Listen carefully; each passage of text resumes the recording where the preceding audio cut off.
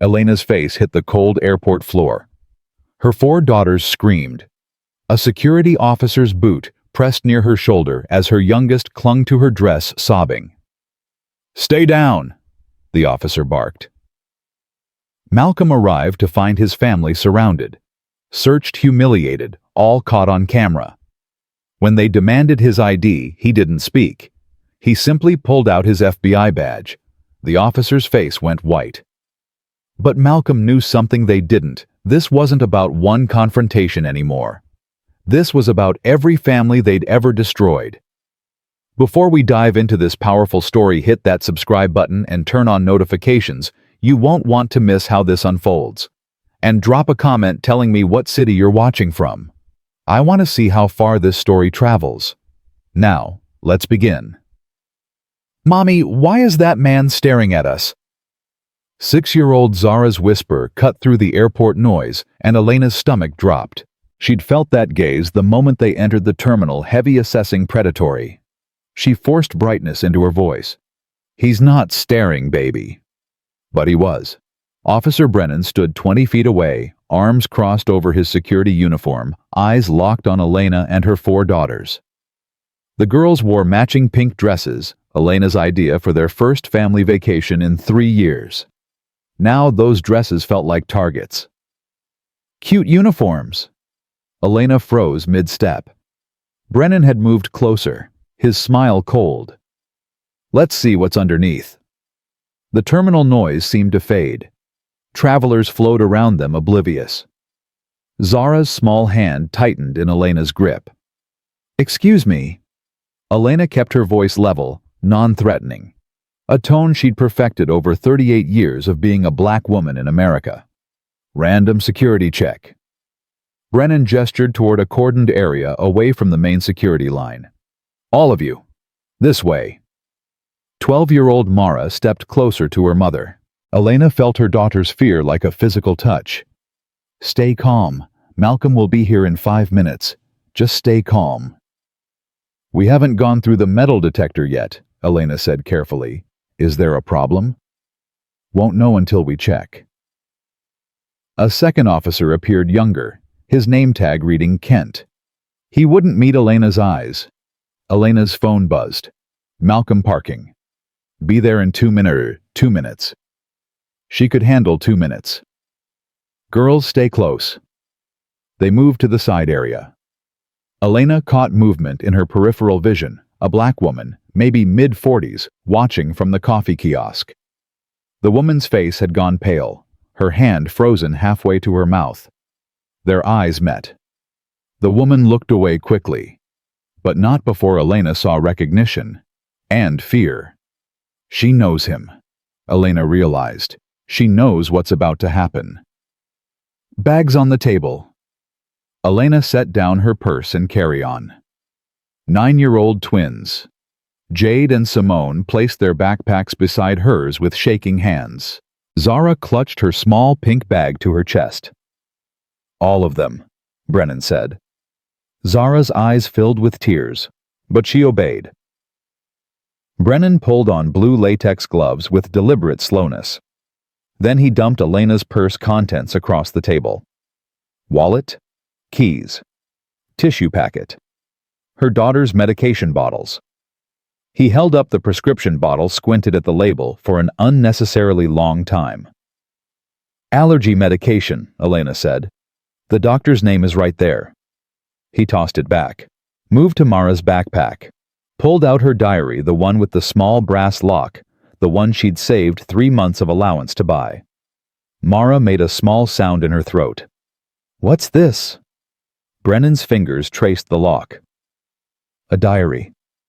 Mara's voice barely rose above a whisper. "Open it. It's private. Open it or I break the lock." Mara looked at her mother.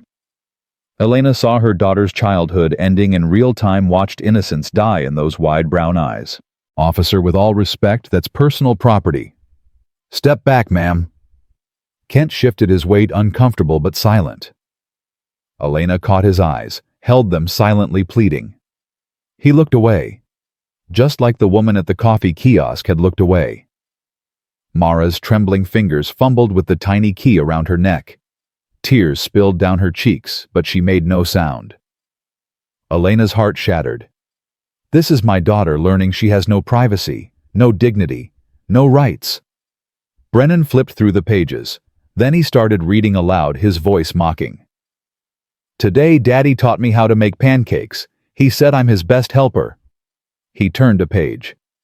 Sometimes I wonder if anyone at school notices me. I wish I was prettier like Mom. Stop, Elena's voice cracked. She's 12 years old. Just doing my job. He tossed the diary back onto the table. Take off your shoes, all of you. They removed their shoes. Brennan examined each one with exaggerated thoroughness. Socks, too. You can't be serious, Elena said. Do I look like I'm joking? The floor was cold. Zara whimpered, her small feet curling against the tile. Elena pulled her close. Then Brennan turned to Elena. You, jacket off. Elena wore a light cardigan. She removed it slowly, folded it, set it down. He grabbed it, shook it aggressively, checked the pockets roughly. Arms up. I need to pat you down. In front of my children. Arms up. Elena looked around. At least 30 people could see them now. Some watched openly. Most looked away quickly, grateful it wasn't them. One person, a white woman in her 60s, held up her phone recording. Elena lifted her arms. The pat-down was invasive. Brennan's hands lingered, pressed harder than necessary. Elena fixed her gaze on the departures board above his head and counted the flights. Anything to disconnect from her body from this violation. New York, Chicago, Los Angeles, Miami, Seattle. When he finished, she was shaking. Girls next. Absolutely not. Elena's voice rose despite her effort to control it. They are children. You will not touch my daughters. Ma'am, you need to calm down. I am calm. You're the one threatening to search minors. A man's voice from the crowd. This is wrong. They didn't do anything. Brennan ignored it. Kent, call backup. Kent hesitated. 1 second. 2. Elena watched hope flicker and die in his expression. This is Kent at checkpoint 7. Need backup for a non-compliant passenger. Non-compliant. That's what protecting your children made you. Mommy. Zara tugged her dress. Mommy, I need the bathroom. Hold on, baby. I can't. Officer, my daughter needs to use the restroom. Brennan's cold smile widened. After we're done. She's 6 years old. Should have thought of that before. 2 more officers arrived, both white, both men. The older one, Sergeant Morris, surveyed the scene with flat eyes that had seen this before, done this before, would do it again. What's the situation? Possible concealment. Passenger refused protocols. Concealment. Elena's voice pitched higher. We haven't even gone through security. You pulled us out of line. More phones came out. The woman at the coffee kiosk hadn't moved. She stood frozen, her coffee-forgotten tears streaming down her face. She's not watching us, Elena realized. She's watching him, remembering. I need a female officer down here, Morris said into his radio. Elena's phone buzzed again. Malcolm. At curb. Coming in. 30 seconds. But 30 seconds was too long. Officer Chen arrived, a woman in her 40s, Asian American, her expression carefully neutral. She looked at the crying girls, at Elena's rigid posture, at Brennan's satisfied face. Something flickered in her eyes. You need me to search the children. Chen's voice was flat. All of them, Brennan said. They're minors. I need documented probable cause. I'm documenting it right now. In writing. From the airport director. Or I walk. The air crackled with tension. Elena watched this small rebellion, this tiny crack in their united front. Then Brennan turned back to Elena. Fine. Just the mother then. Let's go. I'm not leaving my daughters. You don't have a choice. Mara's voice cut through, stronger than Elena expected. Don't hurt my mom. All eyes turned to her. At 12, she'd stopped crying. Now she stood straighter, her hand gripping Simone's, her jaw set in a way that reminded Elena painfully of Malcolm. Please, don't hurt her, Mara repeated. We didn't do anything wrong. Morris's expression didn't change. Can't stay with the kids. Chen, take her to room 3. No. Elena's voice broke. Please, not away from them. Room 3. Now. Chen touched Elena's arm, gentle but insistent. Through the small window of the security room, Elena could see her daughters. Brennan stood over them, arms crossed. The pat-down was quick, clinical. When it ended, Chen stepped back. She's clear. I told you I would be. Chen's mask slipped for just a moment. For what it's worth, I have daughters. Then act like it, Elena said quietly. Stop him. I can't. You mean you won't? They returned to find Zara crying harder. Her legs crossed her face, desperate. Mommy, I tried. It's okay, baby. We're almost done. But they weren't almost done. Elena could see it in Brennan's expression. He was enjoying this. The power, the control, the fear in her daughter's eyes. Officer Brennan. The voice from the crowd was soft but clear. The black woman from the coffee kiosk had stepped forward. Her hands shook but her voice held steady. My name is Janelle Davis. 3 years ago you did this to me. You searched me. You humiliated me. I filed a complaint. Nothing happened. The terminal went silent. Brennan's face hardened. Ma'am, step back. My daughter was with me. She was 7. She still has nightmares. This is not the time or place. When is? Janelle's voice rose. When is the time? When is the place? I stayed silent for 3 years and nothing changed. So I'm speaking now. Other travelers pulled out their phones. The recording woman zoomed in. A live stream counter climbed, 847 watching, 1, 203, 2, 456. Elena saw it happening, the moment going viral in real time. Brennan's face flushed. Ma'am, if you don't step back, I'll have you removed. Then remove me, add me to your list, because I'm not watching you do to this family what you did to mine. Morris keyed his radio. Security to checkpoint 7. I can't hold it. Zara's voice was desperate. Mommy, I can't. Officer, please, Elena begged. She's 6 years old. Just let her use the bathroom. No. That single word. That casual cruelty. Elena lunged. Not at Brennan, just forward, trying to grab Zara, trying to get her daughter to a bathroom. But Kent caught her arm. Morris grabbed the other. That's assault, Brennan shouted. Assault on an officer. I didn't touch you. They forced her down. Her knees hit the floor hard. Her palms scraped against tile. The pain was sharp and immediate, but nothing compared to the sound of her daughter screaming. Mommy! Mommy, no! Get off her! Please get off her! Metal circled her wrists. Handcuffs. Cold and tight and real. Mara threw her arms around Jade, Simone, and Zara, trying to shield them all. But she was 12. Just 12. And her face, God, her face showed the exact moment she understood that being good, being polite, being right, meant nothing. That they had no power here. Zara sobbed. Then Elena smelled it. Urine. Warm and acrid. A dark stain spread across Zara's pink dress. I'm sorry, Mommy. I'm sorry I tried. Shh, baby. Not your fault. Never your fault. Brennan noticed. His smile widened. Looks like someone couldn't wait. Elena's vision went red. You did this. You deliberately humiliated a child. I didn't make your kid piss herself. Janelle Davis's voice rang out. Yes, you did. Just like you made my daughter. Just like you've made every child you've terrorized. The live stream exploded. 15,000 watching. Comments flooded in. Then Elena heard it. Elena! Malcolm's voice cut through everything, the chaos, the shouting, the girls crying. One word. Her name. spoken in a tone she'd only heard once before years ago, when someone broke into their house and Malcolm had gone completely terrifyingly calm. The storm before the earthquake. She twisted her head.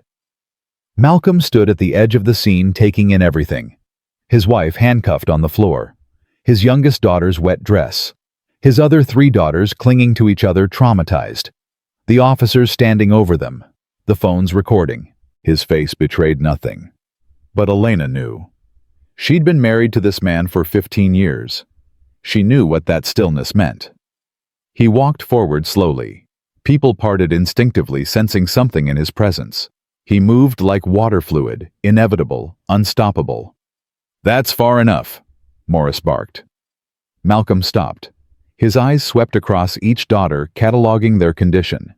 Then down to Elena on the ground. "Are you hurt?" His voice was perfectly calm, too calm. "Malcolm, Are you hurt?" he repeated. "No. But the girls, I see them." He looked at Brennan. Just looked. Said nothing. The silence stretched. 10 seconds. 20. The live stream counter climbed. 28,000 watching.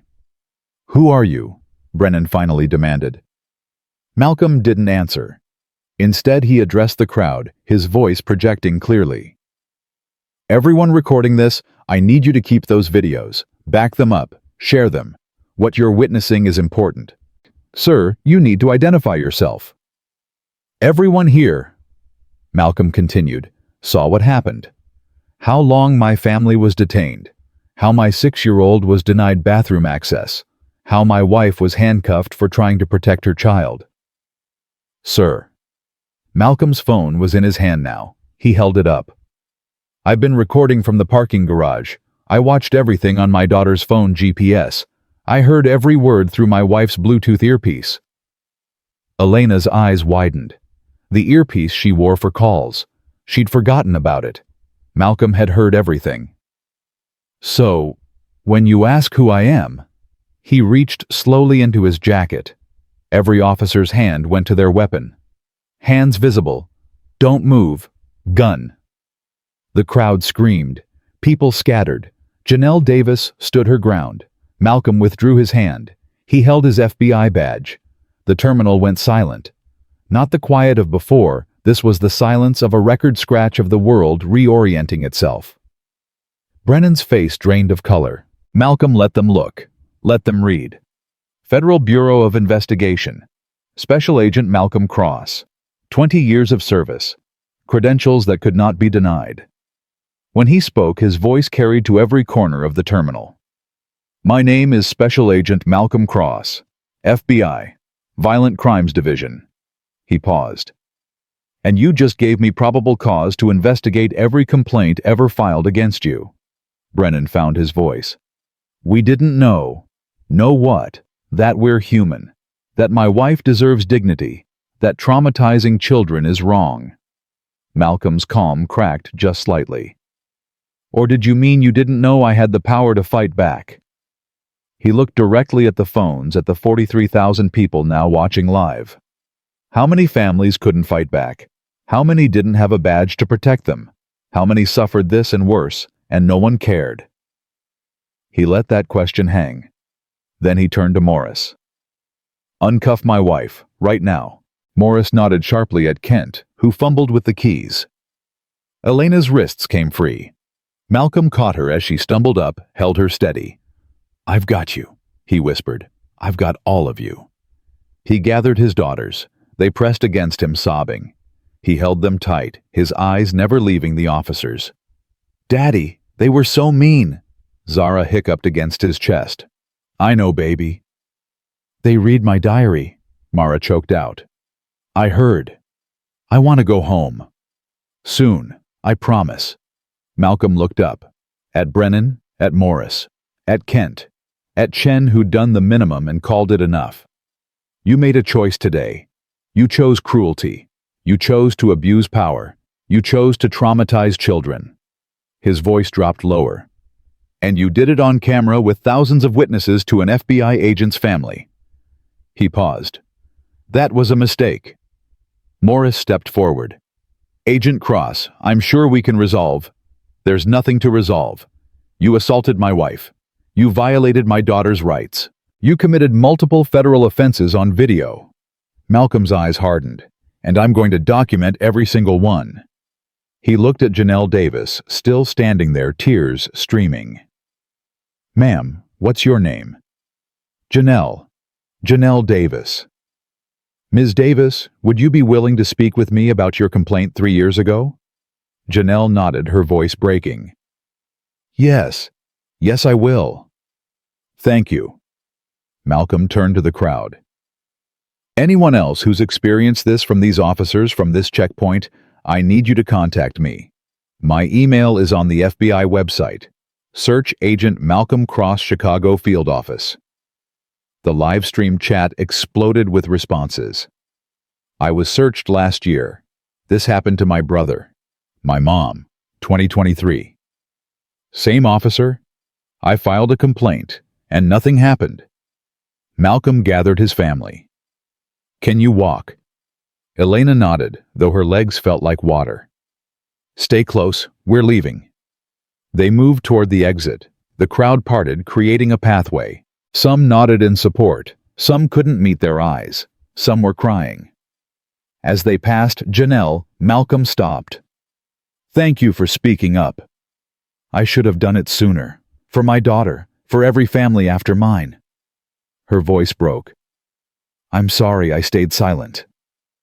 You spoke today. That matters. Behind them, Morris barked orders. Everyone delete those videos. That's classified security. Sir, we can't make them. I don't care. Tell them it's a security violation. But it was already over. The hashtag, #airport. Racism was trending. The live stream had peaked at 89,000 viewers. News vans were probably already dispatching. In the parking garage, Malcolm unlocked their car with shaking hands, the first sign Elena had seen that he wasn't as calm as he appeared. Daddy? Mara's voice was small. What happens now? Malcolm looked at his oldest daughter. At 12, she'd just learned the world's cruelest lesson, that her skin made her suspect. That authority could be the enemy. That being right didn't mean being safe. Now, Malcolm opened the back door, helped each girl inside. Now I make sure this never happens to another family. How? I'm going to do what I do best, baby. I'm going to investigate. I'm going to find the truth. And I'm going to make sure everyone sees it. He buckled Zara's seatbelt, kissed her forehead. You did nothing wrong. None of you did. Remember that. Elena slid into the passenger seat. Her hands wouldn't stop shaking. Malcolm started the car, then stopped. His jaw worked. His knuckles whitened on the steering wheel. Malcolm, they made our baby wet herself, Elena. His voice finally cracked. They made her beg, and then they made her wet herself. On purpose. For fun. I know. And that man smiled. I know. Malcolm's phone buzzed, then buzzed again. And again. A flood of notifications. Elena looked at the screen. Messages from people she didn't know. From news outlets. From civil rights organizations. From other victims. And then one text that made her blood run cold. Unknown number. Agent Cross. My name is David Martinez. Officer Brennan searched my son in 2022. 6 months later, my son killed himself. His suicide note mentioned that day. I've been too scared to come forward. Until now. Elena's hand flew to her mouth. Malcolm read it over her shoulder. His expression went absolutely still. Malcolm. He didn't answer. He was already opening his FBI database on his phone, typing with controlled fury. David Martinez, 2022. Complaint filed. Dismissed. Subject, Marcus Martinez, 16 years old. Malcolm pulled up the case file. Deceased. Self-inflicted gunshot wound, August 2022. He found the suicide note in the attached files. His eyes scanned the words. I can't stop seeing his face. The way he looked at me. Like I was nothing. Like I was dangerous just for existing.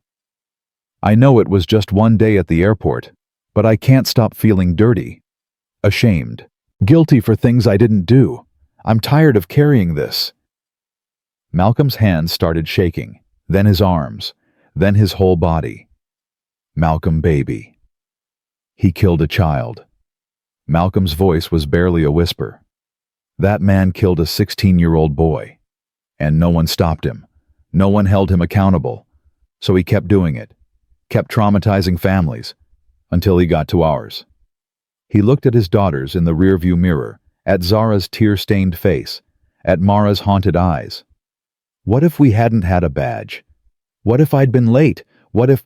But you weren't. We're okay. Marcus Martinez wasn't okay. Malcolm's voice hardened into something Elena had never heard before. He's dead, and Brennan's still wearing a badge. He forwarded the text to his supervisor with a single message. I need everything. Every complaint, every victim, every covered-up incident. I need it tonight. The response came in seconds. You'll have it. Malcolm looked at Elena. This isn't just about us anymore. I know. This is going to get ugly. They're going to fight back, hard. Let them.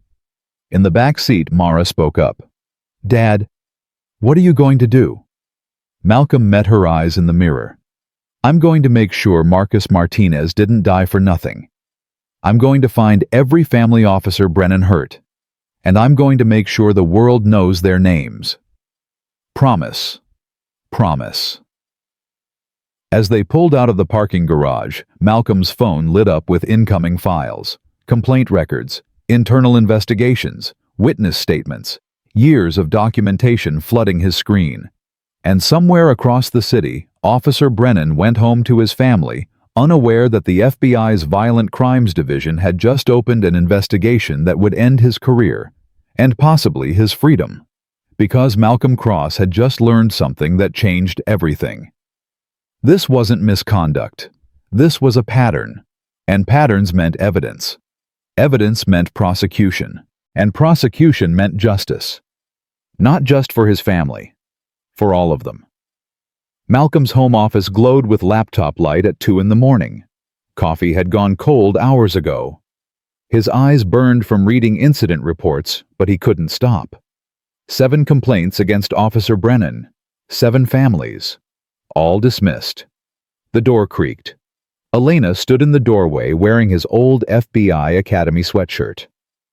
You need sleep. I need answers. Malcolm gestured at the screen. Look at this. 2019 Hispanic family. Father accused of acting suspicious because he asked questions. Searched for 40 minutes. Complaint dismissed insufficient evidence. Malcolm. 2020 Muslim woman wearing hijab. Random search every single time she flew. Filed 3 complaints. All dismissed. She stopped flying altogether. His voice shook. 2021 elderly black couple. The husband has a pacemaker, can't go through metal detectors. Brennan insisted, set off the device. The man collapsed. Brennan claimed he was faking. Elena sat on the edge of his desk. How many? 7 documented. But Elena, these are just the ones who filed complaints. How many didn't? How many were too scared, too tired, too broken? What about Marcus Martinez? Malcolm's jaw clenched. I pulled his full file. 16 years old, honor student, accepted to Stanford. August 2022, traveling alone to a robotics competition. Brennan detained him for 2 hours, strip searched him. Found nothing. Marcus missed his flight, missed the competition, lost his scholarship eligibility. God. His father said Marcus changed after that. Stopped eating, stopped leaving his room, started having panic attacks. 3 months later, he was dead. Elena's hand covered her mouth. And the complaint. Malcolm's voice turned cold. Investigated by Sergeant Morris. The same Sergeant Morris who stood there today and watched Brennan humiliate our family. Conclusion officer acted within protocol. Case closed. They protected him. They've been protecting him for years. Malcolm's phone buzzed. Another message. He'd received 43 since leaving the airport. This one was from Janelle Davis, Agent Cross. I found others, women who were searched by Brennan. I'm sending their contact info. They're scared but willing to talk. Malcolm replied, "Thank you. I'll reach out tomorrow. Please save any documentation you have." Another buzz. This time from his supervisor director, Patricia Reeves. "My office, 8 a.m. Bring everything." Elena read over his shoulder. "She believes you, right?" "I think so. But this is going to get complicated. Brennan's union will fight. The airport authority will fight. Everyone who looked the other way will fight." "Good."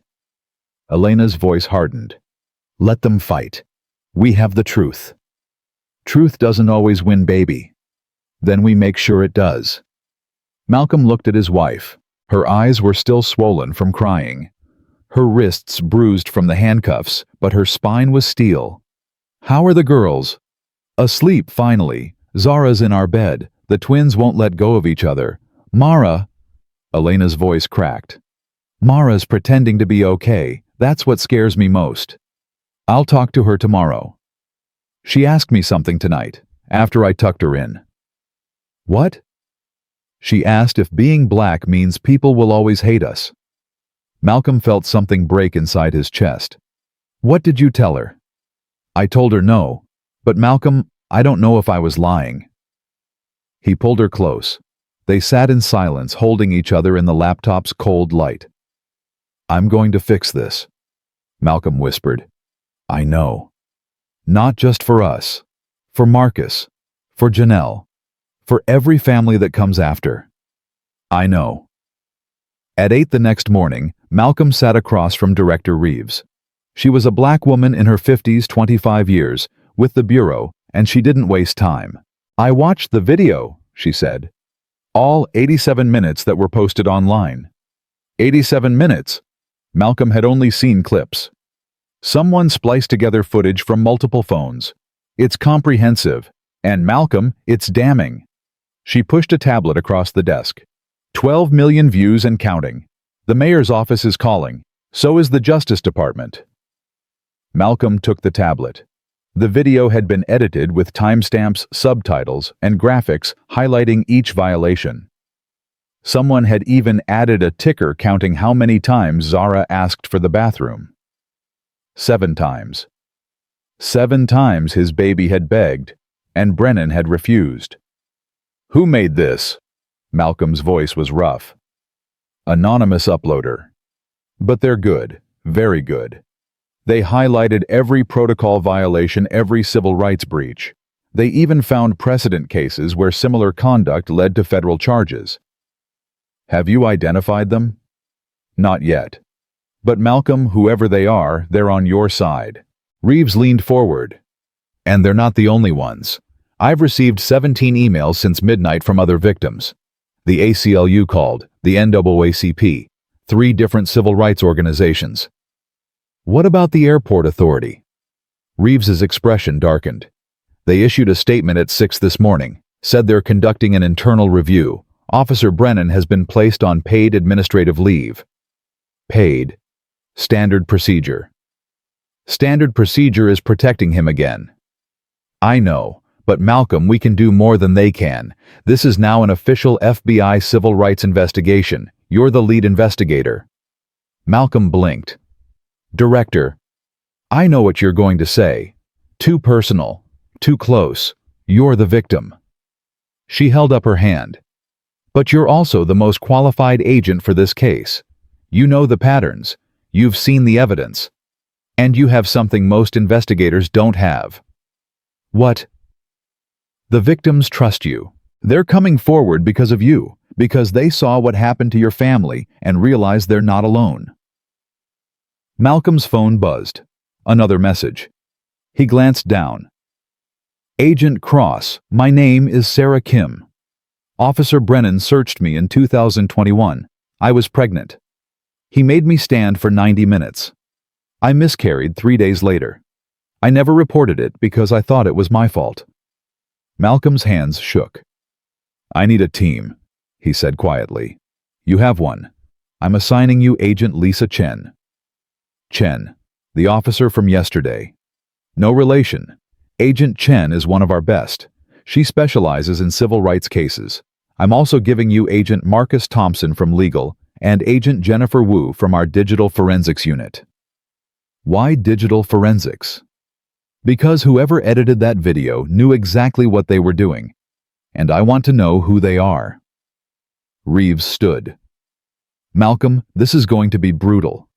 They're going to attack your credibility, question your motives, dig into every case you've ever worked. Let them. They'll go after Elena, the girls." Malcolm's jaw set. "I know. And you still want to do this? Director, a 16-year-old boy is dead. A woman lost her baby. My daughter has nightmares. How many more before someone stops him?" Reeves nodded slowly. "Then let's stop him." Malcolm spent the rest of the day in a conference room with his new team. Agent Chen was a sharp woman in her 30s, with quick eyes and a reputation for breaking impossible cases. Agent Thompson was a lawyer who'd prosecuted 3 major civil rights cases. Agent Wu could find digital evidence in places most people didn't know existed. "Let's start with what we know," Chen said, spreading files across the table. "Officer James Brennan, 42 years old, 15 years with airport security, 3 commendations, 7 complaints." 8 now, Thompson corrected. "Your family filed this morning." "Good." Malcolm pulled up his notes.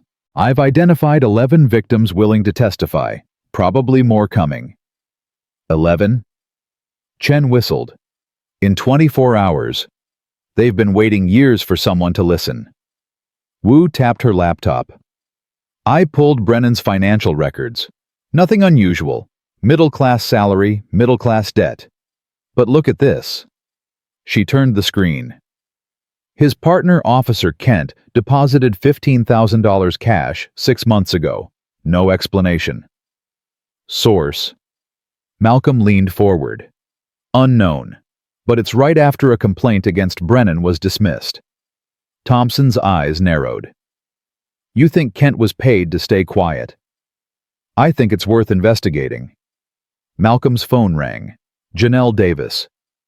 "Agent Cross, I need you to talk to someone. Her name is Rachel Foster.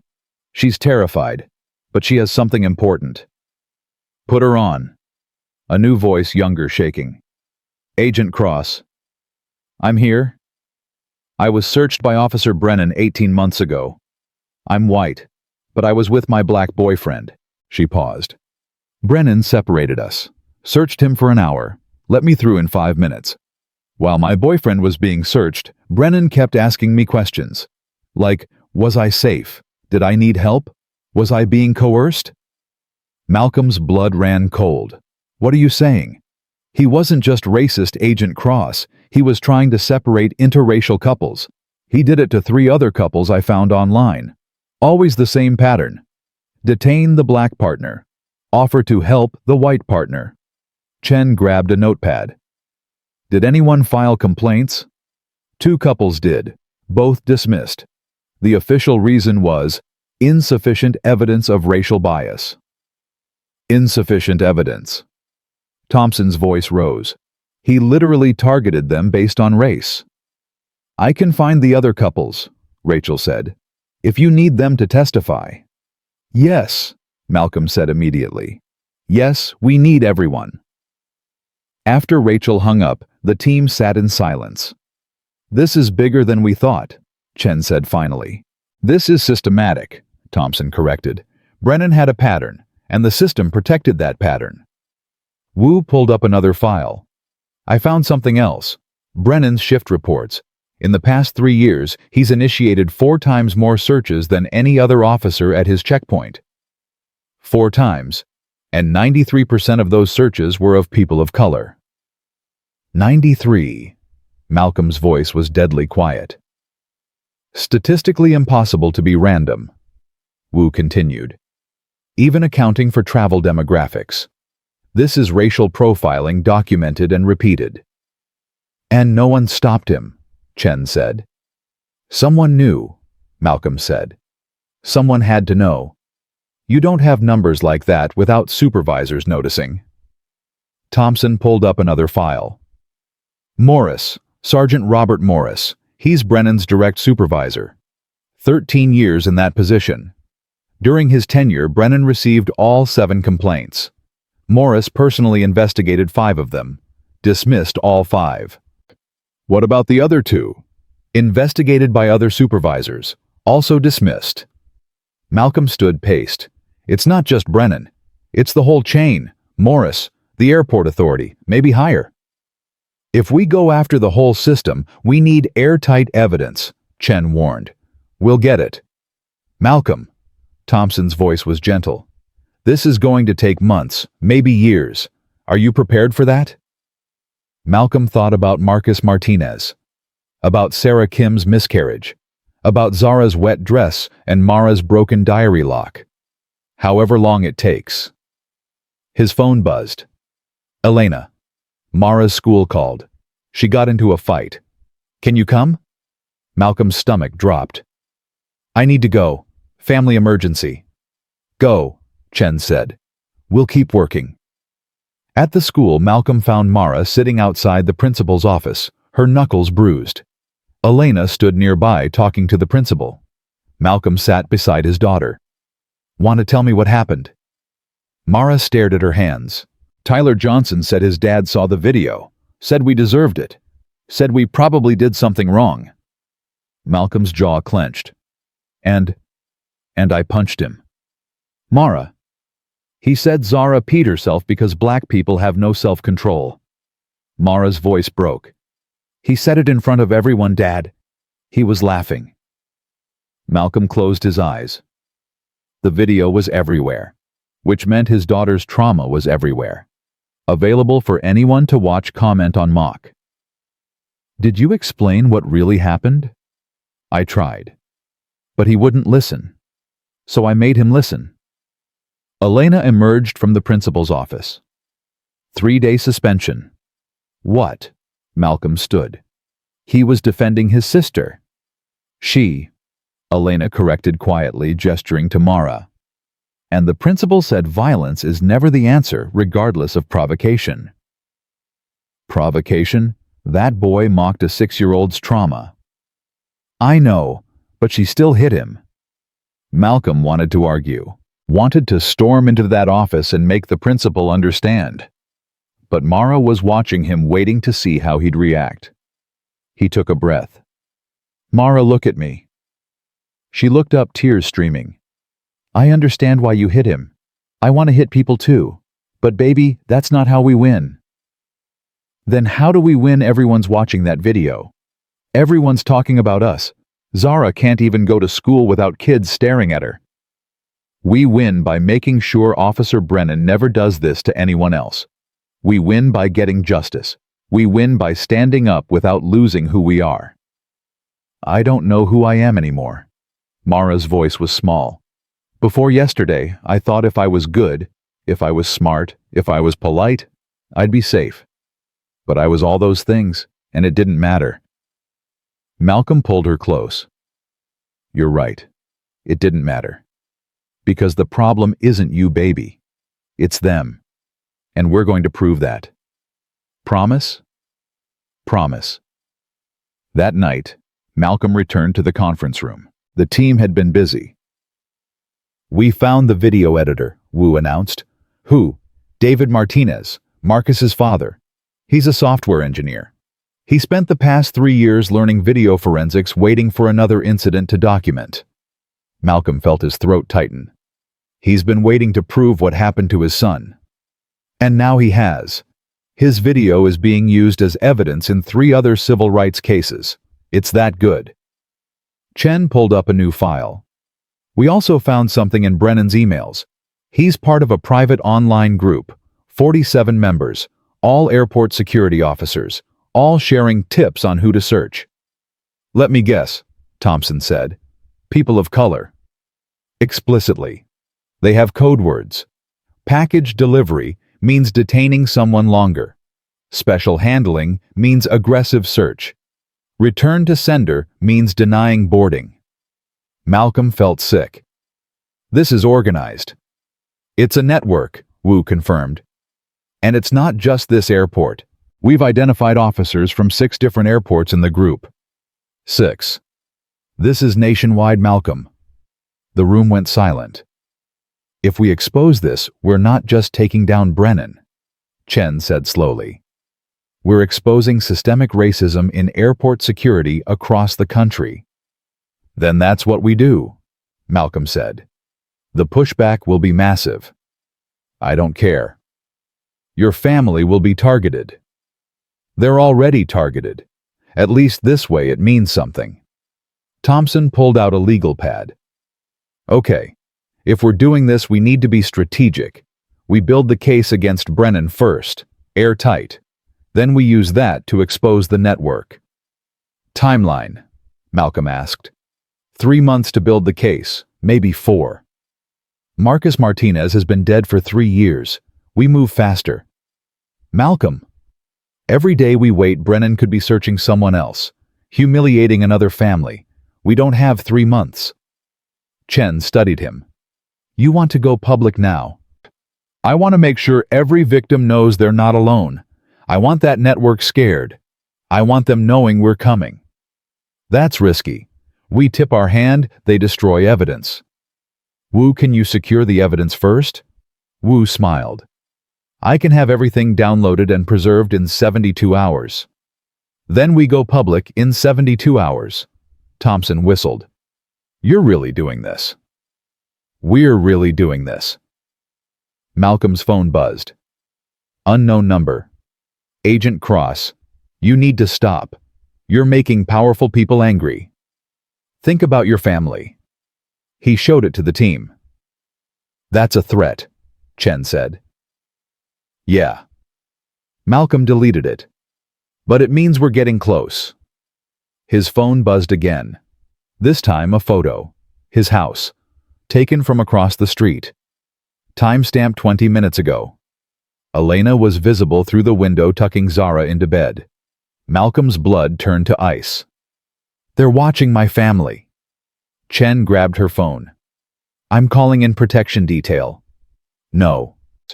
Malcolm's voice was steel. That's what they want. They want me scared. Want me to back down. Malcolm, they threatened your children. And that was their mistake. He forwarded the photo to Wu. Can you trace this? Already on it. Malcolm called Elena. Baby, I need you to do something for me. Check all the doors. Make sure the security system is armed. Malcolm, what's wrong? Just a precaution. Is everything okay there? The girls are asleep. I'm okay. Malcolm, you're scaring me. I'm sending someone to watch the house tonight. Just in case. Just in case what? He wanted to lie, to protect her. But Elena deserved the truth. Someone's trying to scare us off the investigation. They sent a photo of our house. Silence. Then, let them try. Elena. I mean it. Let them try. Because I am so far past scared, Malcolm. I am furious. They humiliated us. They traumatized our babies. And now they think they can threaten us into silence. Her voice shook with rage, they picked the wrong family. I love you. I love you too. Now go get them. Malcolm hung up, looked at his team. 72 hours. We secure the evidence, we contact every victim, and we go public. No more waiting, no more playing nice. And if they escalate, Thompson asked, then we escalate faster. Wu's computer pinged. Got the trace. The photo was sent from a burner phone, but I tracked the purchase location. Gas station on Route 47. Bought with cash, but the security camera caught the buyer. She pulled up the image. Officer Kent. Brennan's partner, Malcolm said softly. The one who stood there and did nothing, Chen added.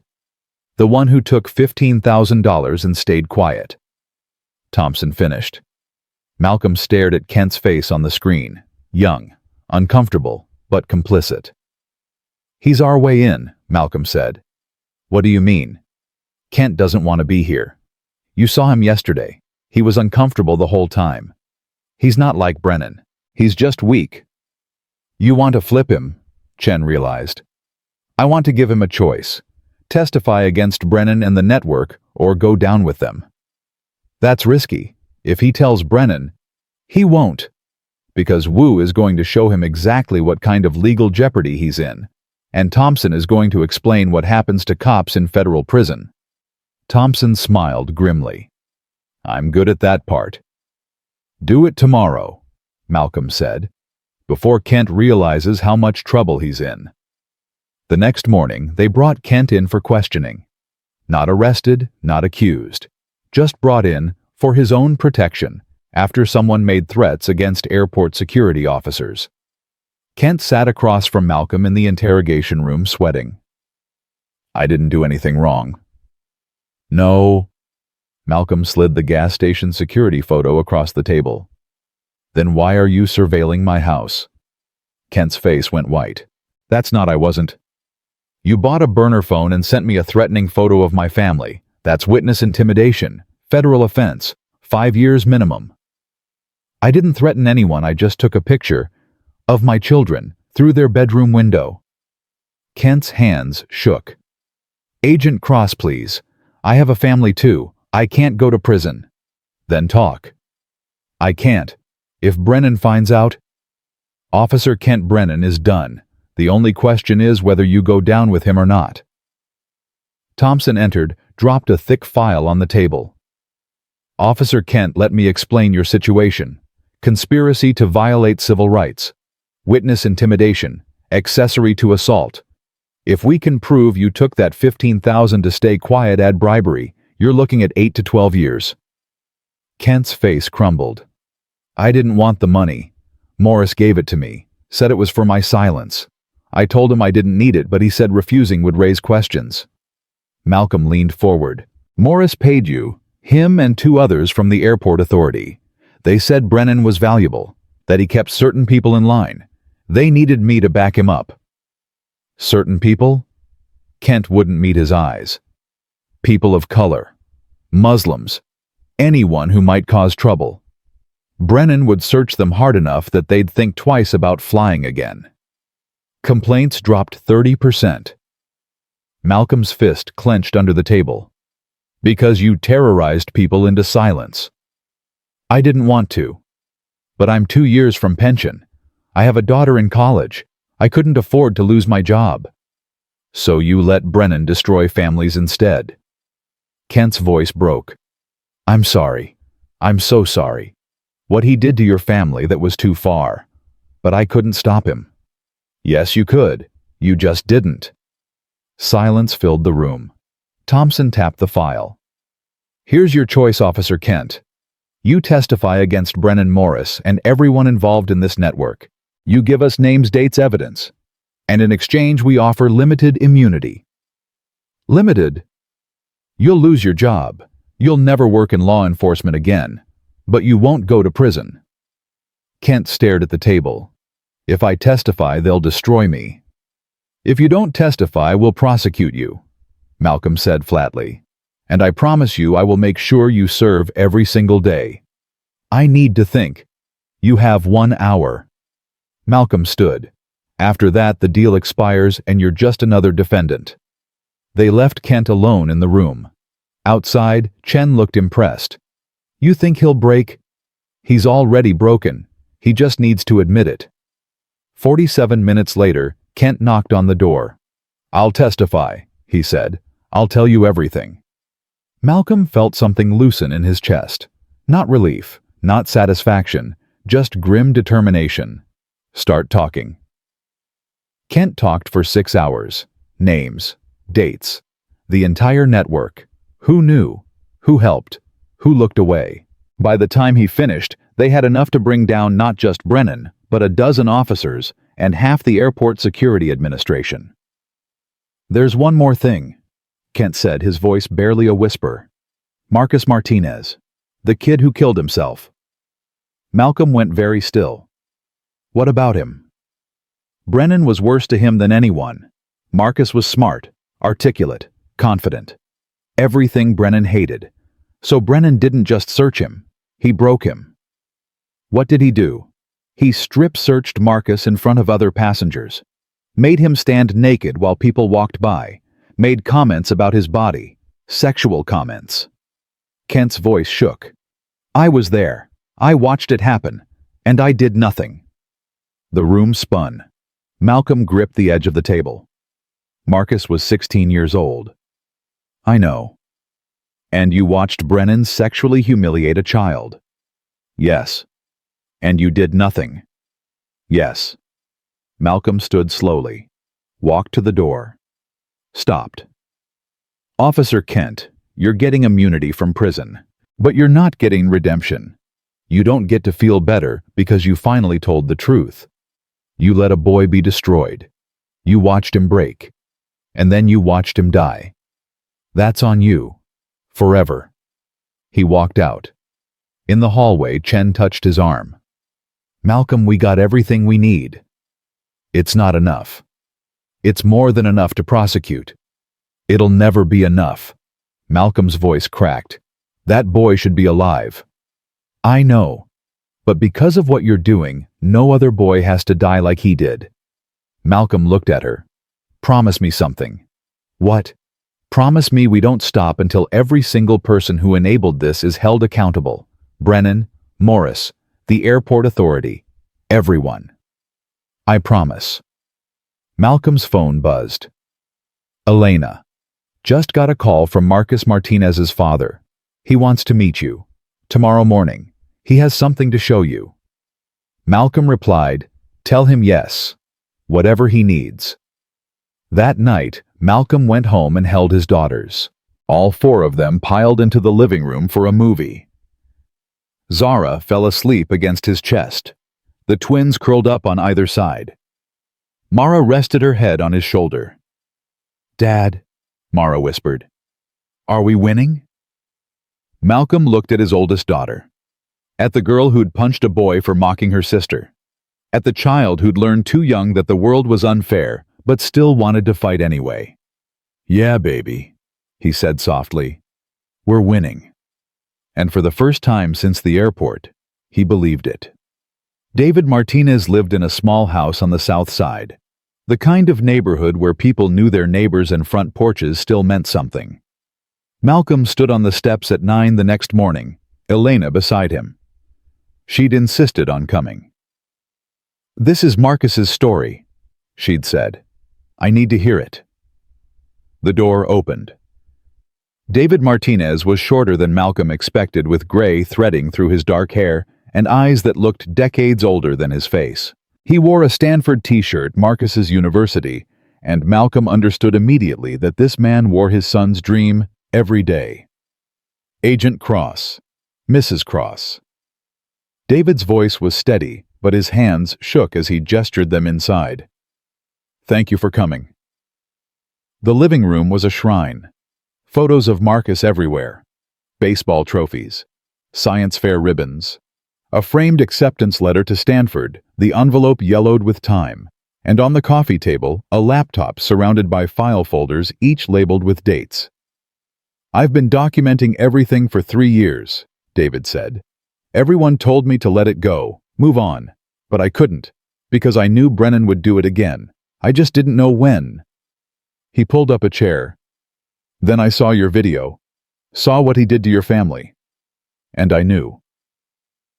I'm sorry we couldn't stop him sooner, Malcolm said. You're stopping him now. That's what matters. David opened the laptop. I want to show you something. It's hard to watch, but you need to see it. He hit play. The security footage was grainy, time-stamped August 14, 2022. Malcolm watched a teenage boy approach the checkpoint, confident and smiling, carrying a duffel bag with a robotics competition logo. Marcus Martinez, 16 years old, 3 months from death. He was so excited, David whispered. Stanford scouts were going to be at that competition. This was his future. On screen, Brennan stopped Marcus. The audio was poor, but Malcolm could read body language. Marcus answering questions. Polite. Respectful. Then Brennan's hand on his arm, pulling him aside. The footage cut to a private screening room. Malcolm's stomach turned. "How did you get this?" Elena asked, her voice tight. "I filed a Freedom of Information request. Took 2 years and 3 lawyers, but I finally got it 6 months ago." David's voice broke. "I wish I hadn't." On screen, Brennan ordered Marcus to remove his shoes, his belt, his shirt. Marcus complied, his confidence cracking. Then Brennan pointed to his pants. Malcolm reached for the laptop. "David, we don't need to." "Yes, you do, because this is what they dismissed. This is what Morris said was within protocol." Marcus stood in his underwear, arms wrapped around himself. Brennan circled him, making comments Malcolm couldn't hear but could imagine. Then Brennan gestured toward the door. It opened. 3 people walked past, saw Marcus, kept walking. Marcus's face crumbled. His hands tried to cover himself. His shoulders shook with silent sobs. "He stood there for 45 minutes, David said. 45 minutes while people walked by. While Brennan made jokes. While Kent stood in the corner and did nothing." The footage ended. Elena was crying silently. Malcolm's hands had formed fists so tight his nails drew blood. "This is sexual assault," Malcolm said flatly. "Of a minor. On federal property." "I know. I told them that. They said there was no sexual contact, therefore no assault. Just overzealous security procedures." "Who said that?" "The airport authority's lawyer, the police. Even the prosecutor I contacted said there wasn't enough for charges." David's voice turned bitter. "Apparently humiliating a child isn't criminal if you're wearing a badge." Malcolm pulled out his phone. "I'm sending this to my team right now. This changes everything." "How?" "Because this isn't misconduct anymore. This is felony sexual abuse of a minor. Federal Statute 18 U.S.C. 2242. Brennan doesn't get paid leave for this. He gets arrested." David's eyes widened. "You can do that. I'm going to do everything I can." Malcolm forwarded the video to Thompson with a single message: "Get me an arrest warrant. Now." Elena leaned forward. "Mr. Martinez, can I ask you something?" "Of course." "Marcus's suicide note. You said he mentioned that day. Can I read it?" David hesitated, then pulled a folder from the stack. Inside was a photocopy, the original preserved somewhere safe. He handed it to Elena with shaking hands. "It's the last thing he wrote." Elena read silently, her tears falling onto the page. When she finished, she looked at David with such raw grief that Malcolm felt it like a physical blow. "He thought it was his fault," she whispered. "He thought he'd done something to deserve it." "I know. Mr. Martinez, my daughter Mara is 12. After what happened at the airport, she asked me if being black means people will always hate us." Elena's voice cracked. "I told her no, but I was lying, wasn't I? Because they did hate Marcus. They hated him for being smart, confident, and black. And they destroyed him for it." David wiped his eyes. "Mrs. Cross, don't let your daughter believe that. Please. Because if Marcus had believed anything else, if he'd known his life mattered more than their hatred, he might still be here." "How do I do that? How do I protect her when the world keeps proving I'm wrong?" "You do what Agent Cross is doing. You fight. You make them see Marcus wasn't a threat. He was a brilliant, kind, beautiful boy who wanted to build robots and go to Stanford and change the world." David's voice strengthened. "And they took that from him. From me. From everyone he would have helped. So you make sure they can never take it from anyone else." Elena nodded, unable to speak. Malcolm's phone rang. Thompson. "I watched the video. Jesus Christ, Malcolm." "Can we get a warrant?" "Already drafted. Judge Morrison is reviewing it now. She's fast-tracking it. We could have approval within hours." "What about Morris, the airport authority?" "Working on it. But the video gives us leverage. I'm sending copies to the State Attorney General and the Justice Department. This is going to explode." "Good. Let it explode." Malcolm hung up and turned to David. "Thank you for this. I know it cost you to share it." It costs me more not to. For 3 years I've carried Marcus's death alone. Now I'm not alone anymore. David looked at the photos on his walls. He would have been 19 next week, sophomore at Stanford probably, working on some project I wouldn't understand but would pretend to. Tell me about him, Elena said. Not about that day, about Marcus. David smiled for the first time. He was terrible at basketball but loved it anyway. He'd practice free throws for hours in the driveway, missing 90%. But he never gave up. Said failure was just data. His smile widened. He got that from his mother. She was a scientist. Died when Marcus was 10. Cancer.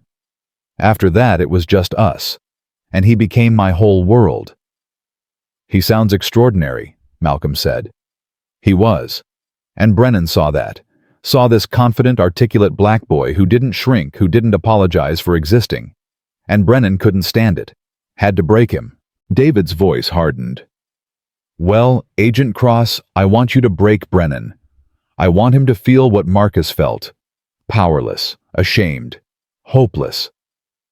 I can't promise he'll feel those things, but I can promise he'll face justice. That's all I'm asking.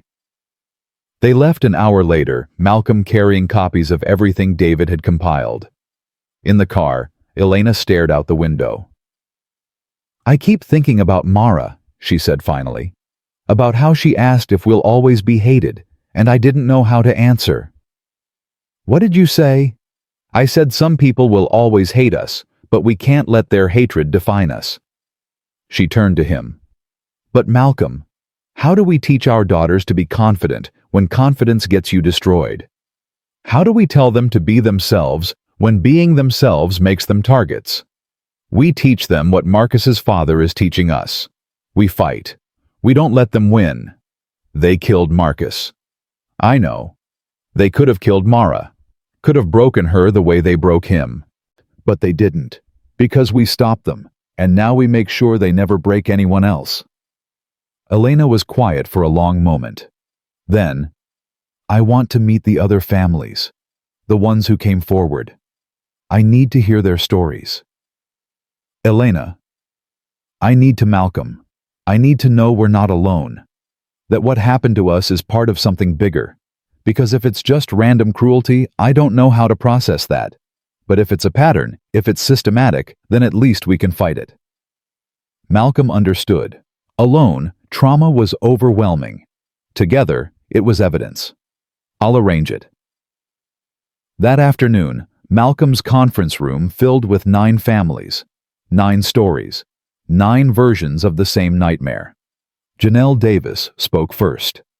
3 years ago, Brennan searched me and my 7-year-old daughter, made her take off her shoes, her jacket, even her hair ribbons, said they could hide weapons.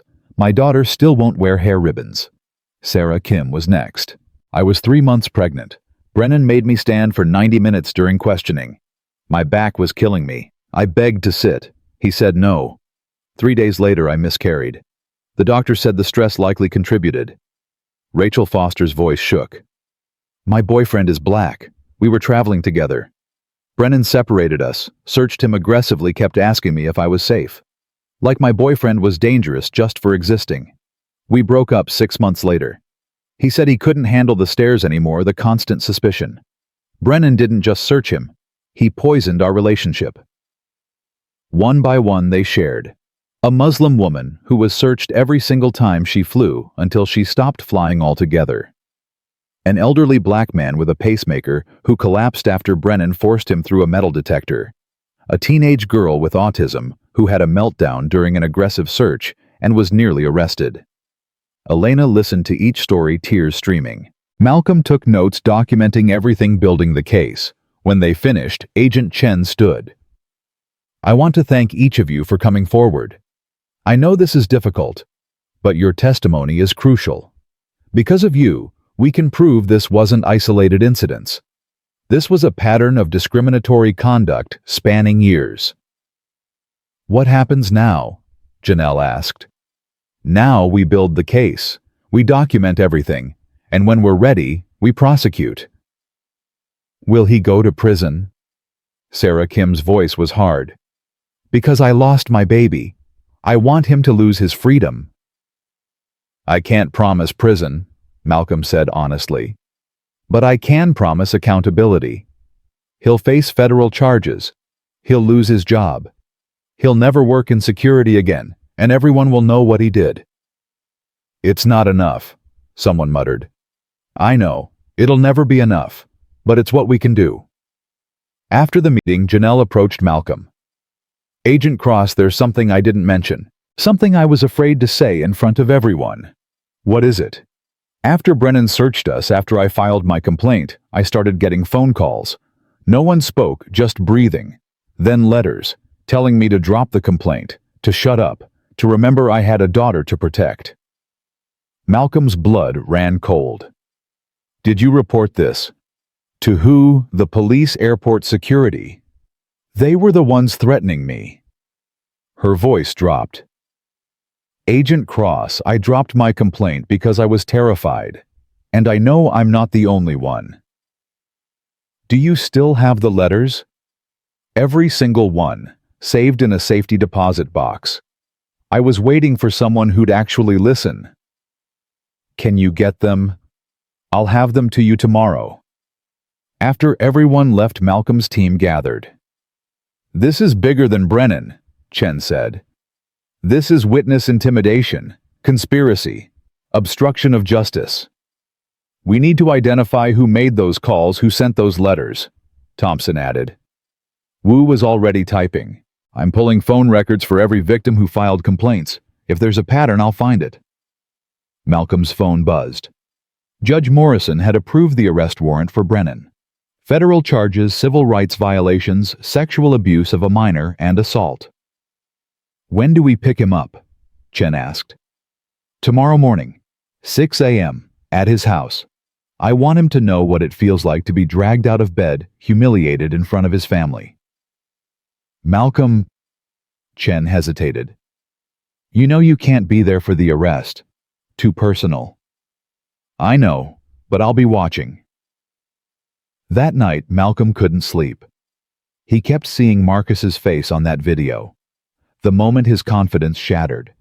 The way his hands tried to cover himself. The devastating understanding in his eyes that no one was coming to help him. At 3 a.m., Elena found him in the kitchen. Can't sleep either. Keep thinking about tomorrow, about Brennan's face when they arrest him. You think he'll understand that he's finally facing consequences? No. Men like him never think they did anything wrong.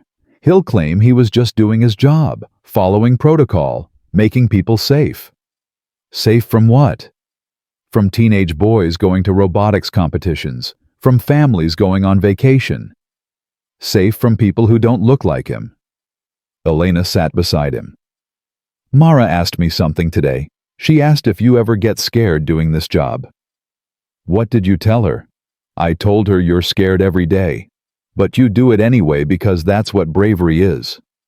Malcolm looked at his wife. I am scared. Scared they'll come after our family. Scared I'll miss something and Brennan will walk. Scared that even if we win, it won't matter, because the system will protect the next Brennan and the one after that. So why do it? Because Marcus can't. Because Janelle's daughter still won't wear hair ribbons. Because Zara still wets the bed sometimes. Because if I don't fight, who will? Elena squeezed his hand. Then we fight together.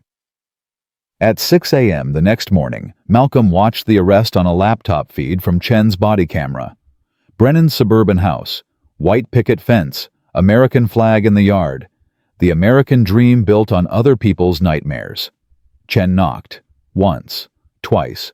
Movement inside. The door opened. Brennan stood there in a bathrobe, coffee mug in hand. His face cycled through confusion, recognition, and finally fear. Officer James Brennan, you're under arrest for violation of federal civil rights statutes, sexual abuse of a minor, and assault. What? This is insane. I didn't. You have the right to remain silent. I want my lawyer. You'll get your phone call. Hands behind your back. Brennan's wife appeared shrieking. His teenage daughter filmed on her phone. The neighbors came out to watch. Malcolm felt no satisfaction, just grim necessity. This was justice.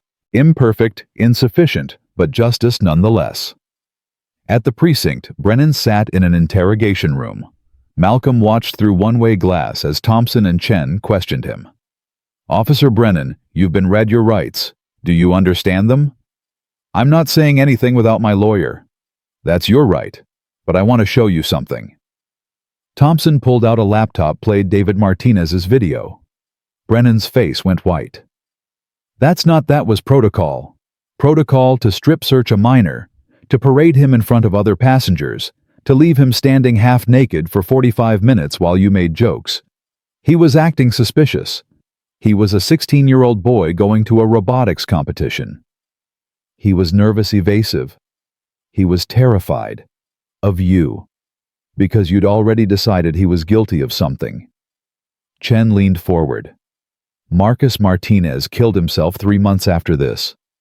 His suicide note specifically mentioned this incident. You didn't just violate his rights, Officer Brennan.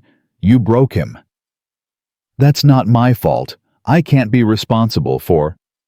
You're responsible for what you did in that room, and we have 7 more victims ready to testify about what you did to them. Brennan's lawyer arrived 40 minutes later.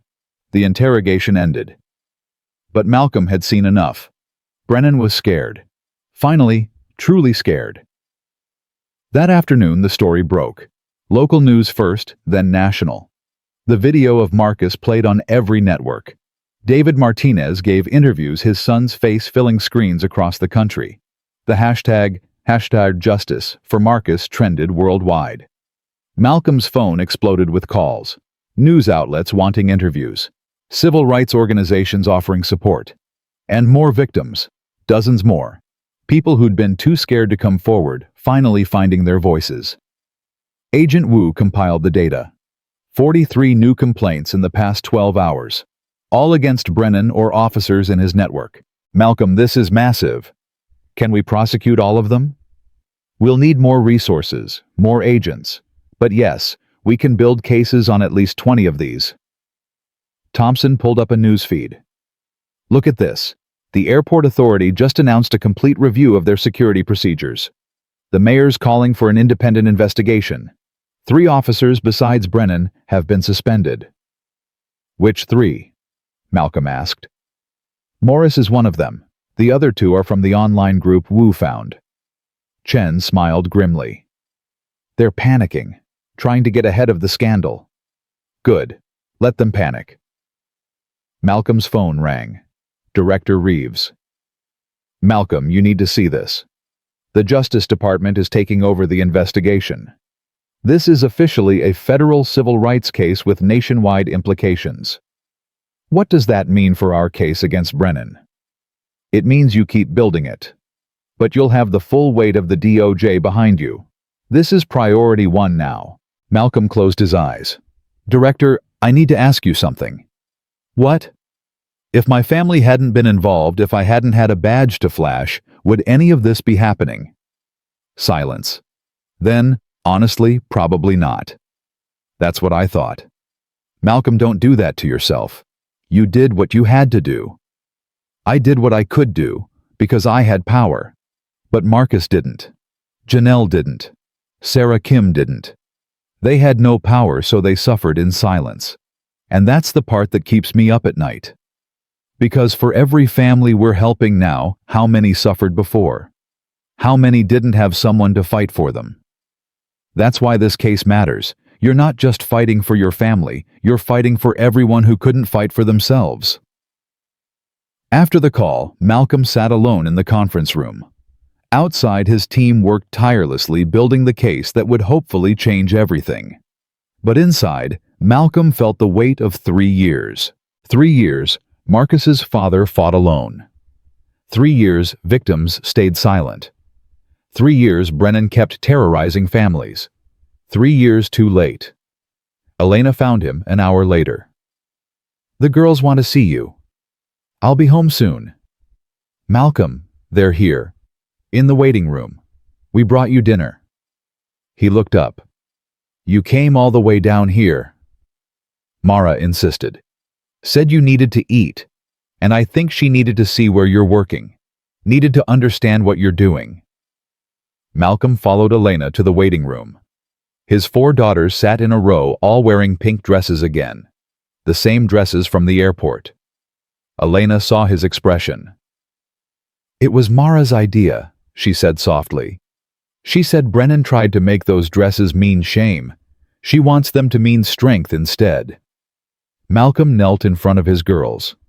"How are my warriors doing?" "We brought tacos," Zara announced. "Your favorite." "We got extra guacamole," Jade added. "And Mara made you a card," Simone finished. Mara handed him a folded piece of paper.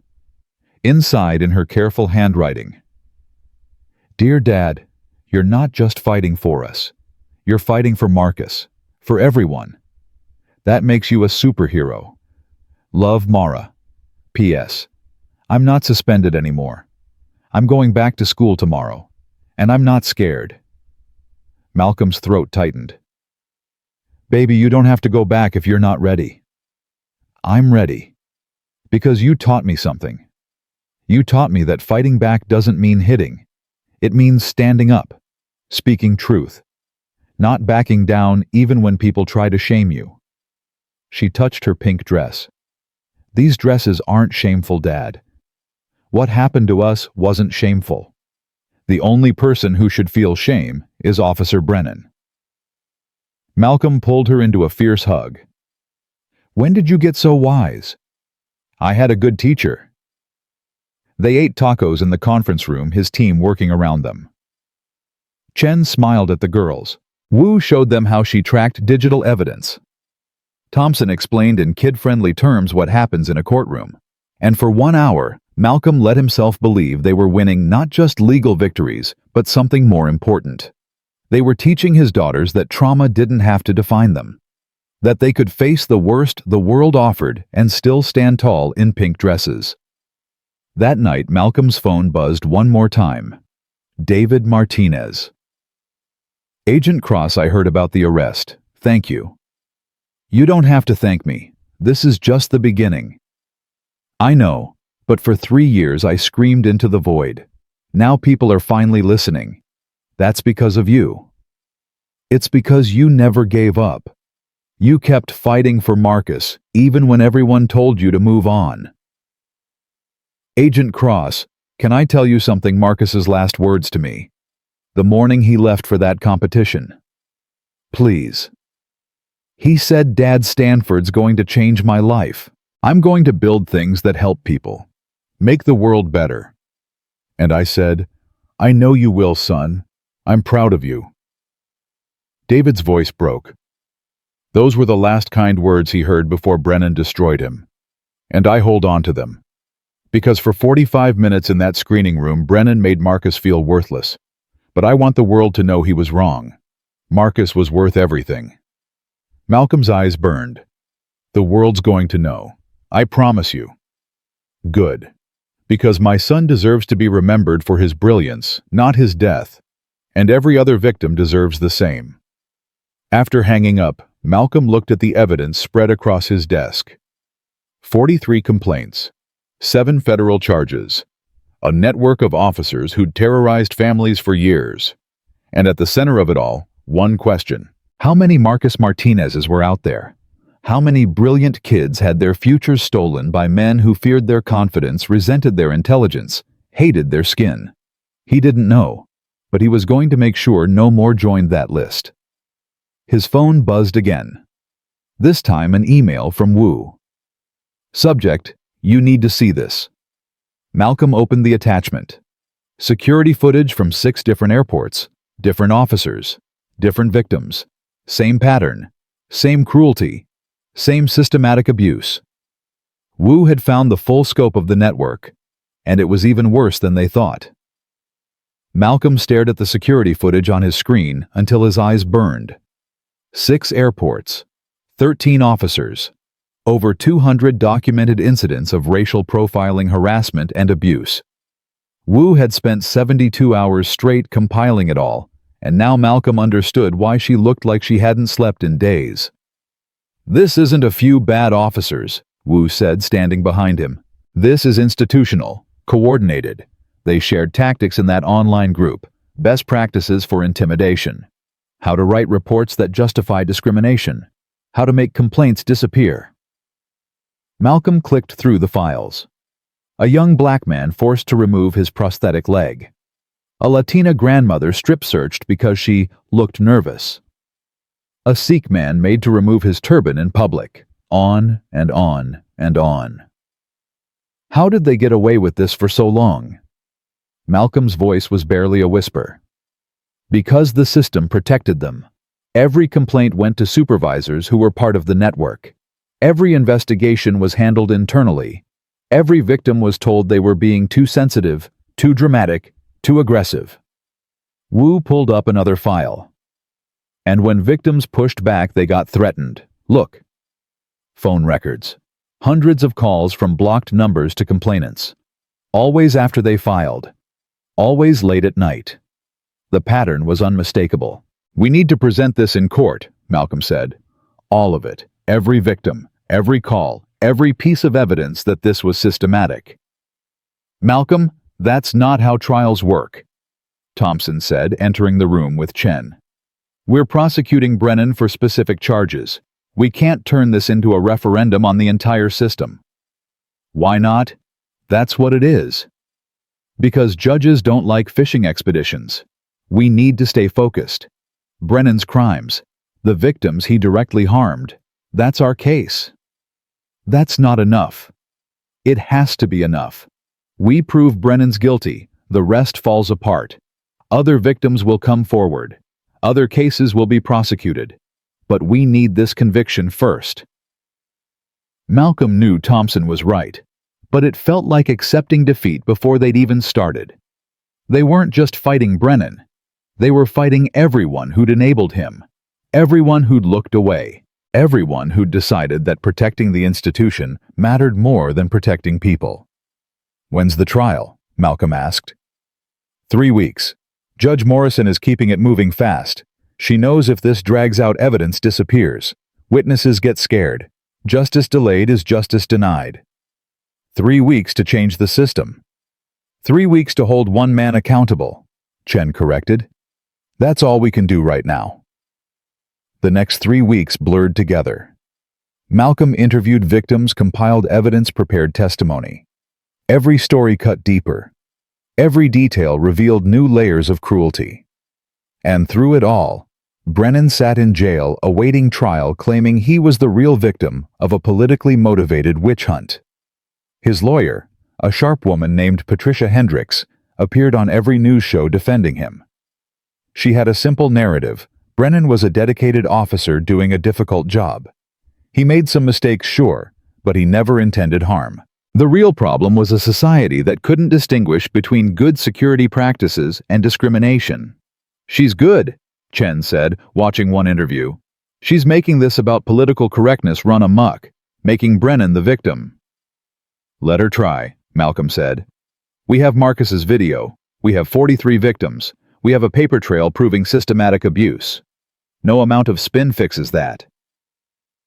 But as the trial approached, Malcolm felt the weight of it crushing him. This wasn't just about winning. It was about every family watching, waiting to see if justice was possible. It was about Marcus's father, who'd waited 3 years for this moment. It was about his own daughters, who needed to believe the system could work. The night before trial, Malcolm found Mara in her room, reading through news articles about the case. You should be sleeping, baby.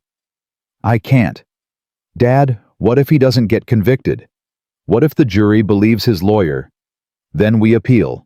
We keep fighting. But what if we lose?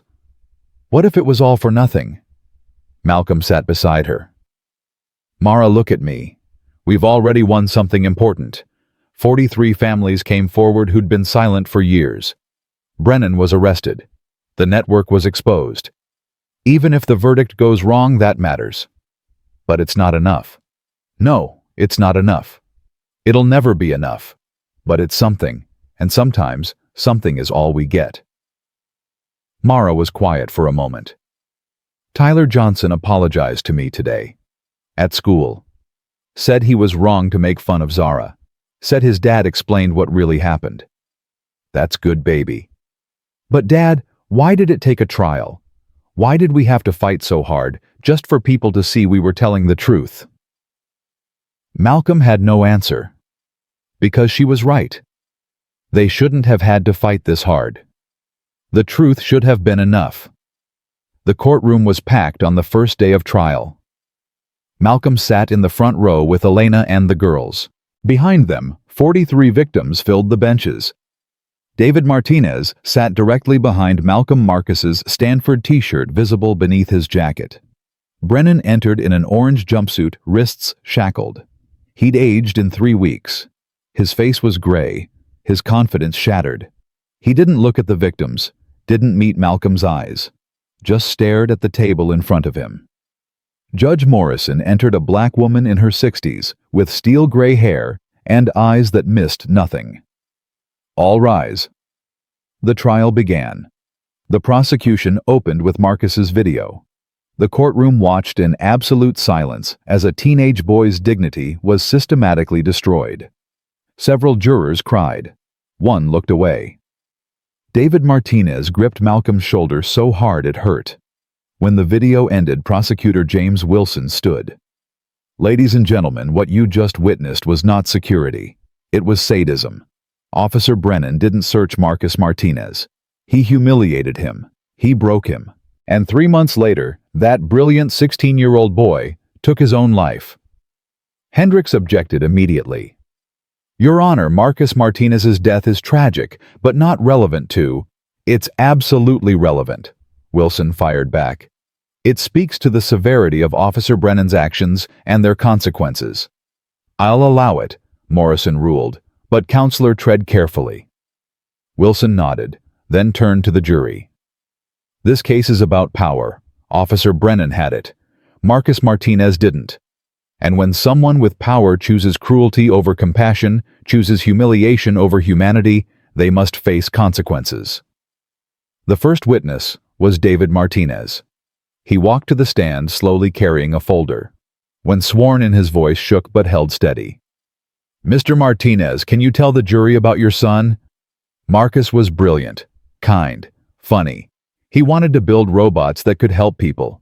He got accepted to Stanford on a full scholarship. David's voice cracked. He never made it there. Can you describe Marcus's mental state before the airport incident? Happy, excited, confident. He was so proud of himself for getting into Stanford, said it was going to change his life. And after, David pulled out a journal from his folder. This is Marcus's diary. He started writing in it after that day. May I read from it? Morrison nodded. David opened to a marked page. August 20th, 2022. 6 days after the incident. I can't stop seeing his face. Officer Brennan's face. The way he looked at me like I was garbage. Like I was dangerous for existing. I keep wondering what I did wrong. Was it something I said? The way I walked. The color of my skin. The courtroom was silent. September 3rd, 2022. Dad keeps telling me it wasn't my fault. But if it wasn't my fault, why did it happen? Why me? I can't sleep. Keep having nightmares about standing there half naked while people walked by. In my dreams, they're all laughing. David's voice broke. He paused, wiped his eyes, continued.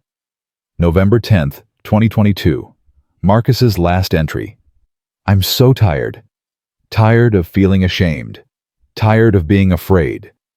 Tired of carrying this weight. Stanford doesn't matter anymore. Nothing matters. I just want the feeling to stop. He closed the journal. Tears streamed down his face. 4 days later, my son was dead. Hendricks stood for cross-examination. Mr. Martinez, I'm deeply sorry for your loss, but isn't it true that Marcus had a history of depression? Objection. Wilson jumped up. Victim blaming. I'm establishing context, Hendricks said calmly. I'll allow it, Morrison said. But make your point quickly, counselor. Mr. Martinez, did Marcus see a therapist? After his mother died, yes, for 6 months. Then he was fine. Until the airport incident. until Officer Brennan destroyed him. Or perhaps Marcus's depression returned independently. No. David's voice was steel. I lived with my son. I saw him every day. He was happy until that man humiliated him. After that he was broken, and I couldn't fix him. Hendricks switched tactics. Mr. Martinez, you've been very vocal about this case. You created the video that went viral. You've done multiple interviews. Some might say you're using your son's death for attention. The courtroom erupted. Malcolm stood ready to physically remove Hendricks. Wilson shouted objections. Morrison's gavel cracked like thunder. Counselor Hendricks, approach the bench, now. Malcolm couldn't hear what Morrison said, but Hendricks's face went pale. When she returned to her seat, she didn't ask any more questions. The next witness was Janelle Davis. She walked to the stand with quiet dignity, her daughter watching from the gallery. Ms. Davis, can you describe what happened 3 years ago? Officer Brennan stopped me and my 7-year-old daughter, said we needed additional screening. He searched us for 40 minutes, made my daughter remove her hair ribbons, her shoes, even her jacket. She was crying, begging to stop. He just smiled. What happened after you filed a complaint? I got phone calls, late at night. No one spoke, just breathing. Then letters telling me to drop the complaint, that I had a daughter to protect. Did you drop it? Yes, because I was terrified. Janelle looked directly at Brennan. And he knew I would be. That was the point. Hendricks's cross was gentle, careful. She'd learned her lesson. Ms. Davis, did you ever see Officer Brennan make these phone calls? No. Did you recognize his voice on the calls? They didn't speak. So you can't definitively prove Officer Brennan made those calls. I know it was him. But you have no proof. Janelle lifted her chin. I have 3 years of fear. 3 years of my daughter having nightmares. 3 years of wondering if speaking up would put us in danger. That's my proof. One by one, victims testified. Sarah Kim described her miscarriage. Rachel Foster described her relationship destroyed. An elderly man described collapsing from stress. A Muslim woman described being searched so many times she stopped flying to see her dying mother. Each story built on the last, creating an undeniable pattern. On the 4th day, Malcolm was called to testify. He'd prepared for this, knew every question Wilson would ask. But walking to that stand, facing Brennan across the courtroom, he felt 12 years old again. Felt every time he'd been followed in a store, pulled over for driving, while Black looked at with suspicion just for existing. Agent Cross, please describe what happened at the airport. Malcolm detailed everything. The initial stop. The invasive search. Elena in handcuffs. Zara's accident. His voice stayed steady, professional. But inside he was screaming. Agent Cross, you're an FBI agent with 20 years of experience. Do you believe Officer Brennan's actions were justified? No, they violated every protocol, every standard of reasonable conduct, and they were motivated by racial bias. How can you be certain of racial bias? Because I've investigated hundreds of civil rights cases. I know what discrimination looks like, and Officer Brennan fit every single indicator. Hendricks's cross-examination was brutal. Agent Cross, isn't it true you have a personal vendetta against my client? I have a commitment to justice. A commitment that conveniently aligns with punishing the man who embarrassed you in front of your family. Objection. Wilson stood. Argumentative. Sustained. Rephrase counselor. Agent Cross, you're not objective in this case. You're a victim seeking revenge. Malcolm met her eyes. I'm a victim seeking justice. There's a difference. Is there? You've made this case into a media circus. You've given countless interviews. You've positioned yourself as some kind of crusader. But aren't you really just angry that someone dared challenge your authority? Officer Brennan didn't challenge my authority. He terrorized my family. He made my 6-year-old daughter wet herself from fear. He handcuffed my wife in front of our children. He destroyed a piece of my daughter's innocence that I can never get back." Malcolm's voice rose. "So yes, I'm angry, but not because he challenged me. Because he's been doing this for years and no one stopped him." No further questions. When Malcolm stepped down, David Martinez gripped his hand. "Thank you." "For what?" "For making them listen." The defense called Brennan to testify on day 6. He'd been coached, polished. Gone was the aggressive officer from the videos. Now he was contrite, apologetic human. "Officer Brennan, did you intend to harm Marcus Martinez?" "No, never. I was doing my job. Security is difficult. We have to make hard choices." "Did you intend to harm the Cross family?" "Of course not. When I saw Agent Cross's badge, I realized I'd made a terrible mistake. I wish I could take it back." "Why did you detain them?" "Standard protocol. They met several indicators for additional screening." "What indicators?" Brennan hesitated. "They were traveling as a large group. The children were dressed identically. It seemed unusual." "So 4 girls in matching dresses justified a strip search." "I never strip searched anyone." "You made Marcus Martinez remove his clothes." "That was different. He was acting suspicious." "How?" "He was nervous. Evasive." "He was a 16-year-old boy traveling alone. Of course he was nervous." Brennan's composure cracked. "I can't explain every decision I made. Security is about instinct, about reading people. I got some calls wrong, I admit that. But I never intended harm." Wilson stood for cross-examination. "Officer Brennan, you've had 7 complaints filed against you. 7 different families. 7 different incidents. Were all of them mistakes? I deal with thousands of passengers. 7 complaints in 15 years isn't unusual." "Really? Because your colleague Officer Kent had 0 complaints in the same period. Officer Chen had 1. You had 7. What makes you different?" "I take security seriously. Or perhaps you take targeting people of color seriously." Wilson pulled up statistics. "In 3 years, you initiated 4 times more searches than any other officer. 93% were of people of color. How do you explain that?" "The demographics are nowhere near 93%. Even at peak travel times, people of color represent approximately 42% of passengers at your checkpoint. Yet they're 93% of your searches. That's not security, Officer Brennan. That's discrimination." "I was doing my job."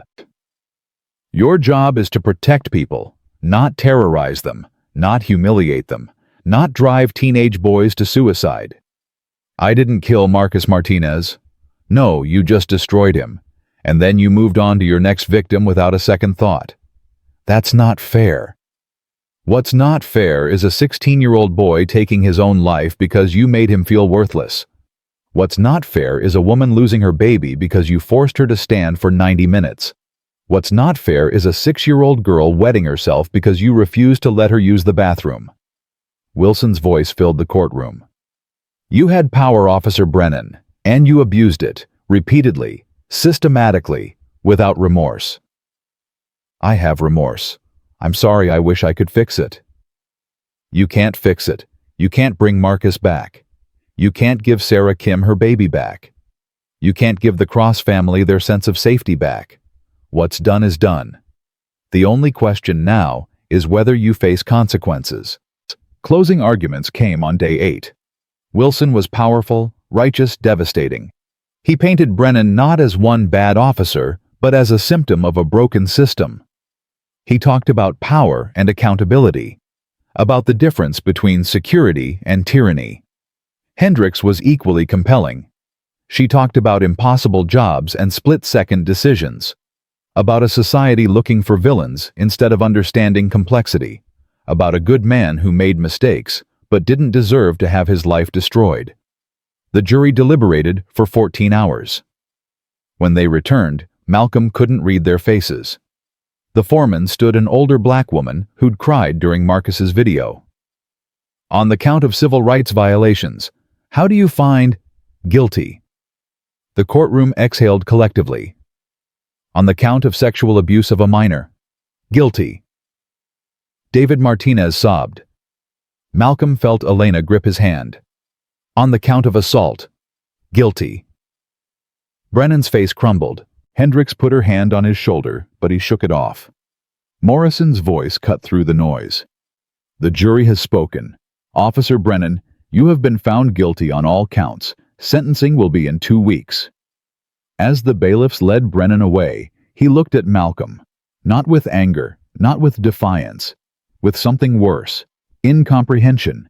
He genuinely didn't understand what he'd done wrong. Outside the courthouse, reporters swarmed. Malcolm ignored them, focusing on David Martinez. "We won," David said, tears streaming. "Marcus, we won. I'm sorry it took so long. But we got there. That's what matters." Janelle Davis approached her daughter beside her. "Agent Cross, thank you. I can finally sleep." Sarah Kim was next. "My baby didn't die for nothing. That's what I needed to know." One by one, victims approached, thanking him, crying, hugging each other, finding closure in a verdict. But Malcolm felt hollow. They'd won. Brennan would go to prison. Justice had been served. So why did it feel insufficient? That night, Malcolm sat with Elena in their kitchen. The girls were asleep. The house was quiet. Victory should have felt sweeter. "You did it," Elena said. "You got justice." "Did I? Brennan's going to prison, but Morris isn't. Kent got immunity. The airport authority issued some new policies and called it fixed. The 13 other officers in that network are still working. How is that justice?" "It's a start. It's a consolation prize." Malcolm's voice broke. "Marcus is still dead. Sarah's baby is still gone. Our daughters still have nightmares. Winning a trial doesn't fix that." "No, but it proves their suffering mattered. That's not nothing." Malcolm looked at his wife. "Is it enough?" "I don't know, but it's what we have." 2 weeks later, sentencing day arrived. Morrison looked at Brennan with eyes that had seen too much injustice. "Officer Brennan, you were given power, authority, trust, and you abused all three. You targeted vulnerable people. You humiliated them. You broke them. And you did it with the full protection of a system designed to shield you from consequences." She paused.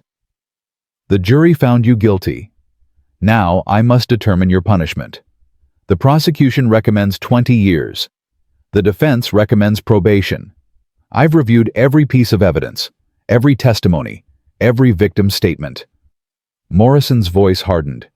10 years in federal prison. No parole. No appeal. Not as punishment alone, but as distance. Distance from the power you abused. Distance from the people you harmed. Distance from the badge you disgraced. Brennan slumped in his chair. "And Officer Brennan, I want you to understand something. You didn't just violate people's rights. You violated their trust, their safety, their belief that authority exists to protect them. That's a wound that takes generations to heal. And you inflicted it casually, repeatedly, without thought." She closed her folder. 10 years, that's my ruling." As the bailiffs led Brennan away, Malcolm felt something shift. Not closure, not satisfaction, but a grim understanding. They'd won. But winning felt like losing. Because justice couldn't bring Marcus back. Couldn't restore innocence. Couldn't undo trauma. All it could do was draw a line and say no more. And sometimes that had to be enough. Outside, Malcolm found David Martinez staring at the courthouse steps. "He got 10 years, David said quietly. "Marcus got eternity." "I know. But it's something." "Yes, it's something." They stood in silence, two fathers who'd lost pieces of their children to the same cruelty. "What happens now?" David asked. Malcolm thought about the 13 other officers, the system that protected them, the work still ahead. "Now we make sure it never happens again." "How?" "However we can. For as long as it takes. David nodded slowly. Then I'm with you. So am I. Janelle's voice came from behind them. She stood with Sarah Rachel and a dozen other victims. We all are, Sarah added. Malcolm looked at them. These people who'd been broken and somehow found the strength to fight back, who'd turned trauma into testimony, who'd refused to be silenced. Then let's get to work, he said. Because Brennan's conviction was just one battle. The war for justice was far from over. But for the first time in months, Malcolm believed they might actually win it. The work began the day after sentencing. Malcolm stood in his conference room with Chen Thompson and Wu facing a wall covered in photos. 13 officers from 6 airports, all part of Brennan's network.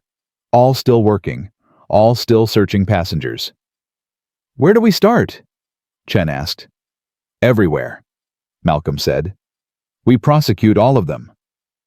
That'll take years, Thompson warned. Maybe decades.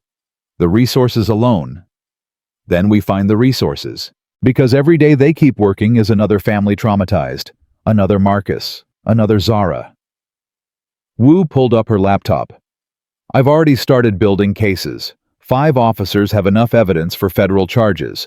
The other 8 are borderline, but if we can get witnesses, we'll get witnesses, Malcolm said. After Brennan's conviction, people believe justice is possible. They'll come forward. He was right. Within a week, Malcolm's office received over 300 new complaints. People who'd been silent for years suddenly found their voices. Each story cut Malcolm deeper. A 12-year-old girl strip-searched because she looked suspicious. An elderly woman with dementia traumatized because she couldn't answer questions quickly enough. A deaf man arrested because he couldn't hear orders being shouted at him. How did this go on so long? Elena asked one night reading through complaints. How did no one see the pattern? People saw, Malcolm said bitterly. They just didn't care. Or they cared more about protecting the institution than protecting people. That's changing now. Because of you. Because of Marcus. Because David Martinez refused to stay silent. I just had the badge to make people listen. Elena set down the papers. Malcolm, you need to rest. You've been working 20-hour days for 2 months. I can't rest. Not while they're still out there. The girls miss you. I miss you. Malcolm looked at his wife. She was right. He'd been so focused on justice that he'd forgotten about healing. About his own family's wounds that still needed tending. I'll take tomorrow off, he promised. Spend the day with the girls. Good, because Mara has something she wants to show you. She's been working on it for weeks. The next morning, Mara led Malcolm to her room. On her desk sat a thick binder carefully organized with tabs and labels. What's this baby? My project, for school. We had to do a presentation on current events and social justice. I picked our story. Malcolm opened the binder. Inside were printed articles about the case transcripts from the trial interviews with victims, but also something else. Essays written by other kids, drawings, letters. I asked my classmates to write about times they felt judged unfairly, times they were treated differently because of how they looked, or where they were from, or who they loved. Mara's voice grew stronger. 43 kids wrote something, Dad. The same number as the victims in your case. I don't think that's a coincidence. Malcolm read through them. A Muslim girl who got searched every time she wore hijab. A Latino boy followed in stores. An Asian student told to go back to China even though she was born in Ohio. A white girl with 2 moms who got bullied for her family. This is incredible, Mara. I'm presenting it tomorrow, in front of the whole school, and I'm scared. Why? Because some kids will hate it. Tyler Johnson's dad already complained to the principal saying I'm making everything about race. But Dad, it is about race, and religion, and identity. All the ways people decide we're different and treat us worse because of it. Malcolm pulled her close. You know what took me 20 years to learn? The people who say, don't make everything about race, are usually the ones who benefit from not talking about it. They want silence because silence protects them. But you, baby, you're choosing to speak. That takes courage. I learned it from you. No, you learned it from yourself. I just showed you it was possible. The next day, Malcolm attended Mara's presentation. She stood in front of 200 students and faculty, her voice steady, and told their story. Not just what happened at the airport, but why it mattered. How discrimination worked. How silence enabled it. How speaking up changed things. When she finished, the auditorium was silent. Then one student stood and clapped. Then another. Then the whole room erupted in applause. Afterward, a young black boy approached Mara. My dad got stopped by security last month. They searched him for 2 hours. He didn't file a complaint because he thought no one would believe him. But after hearing your presentation, I think he will. Mara looked at Malcolm. See? This is how we win. One voice at a time. That night, Malcolm received a call from Director Reeves. Malcolm, we need to talk about the scope of this investigation. You've identified 13 officers for prosecution. But my team found something else. What?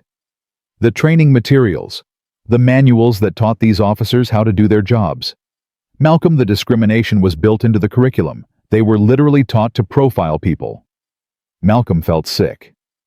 You're saying the system didn't just enable them, it created them. Exactly. And that means we need more than prosecutions. We need complete reform.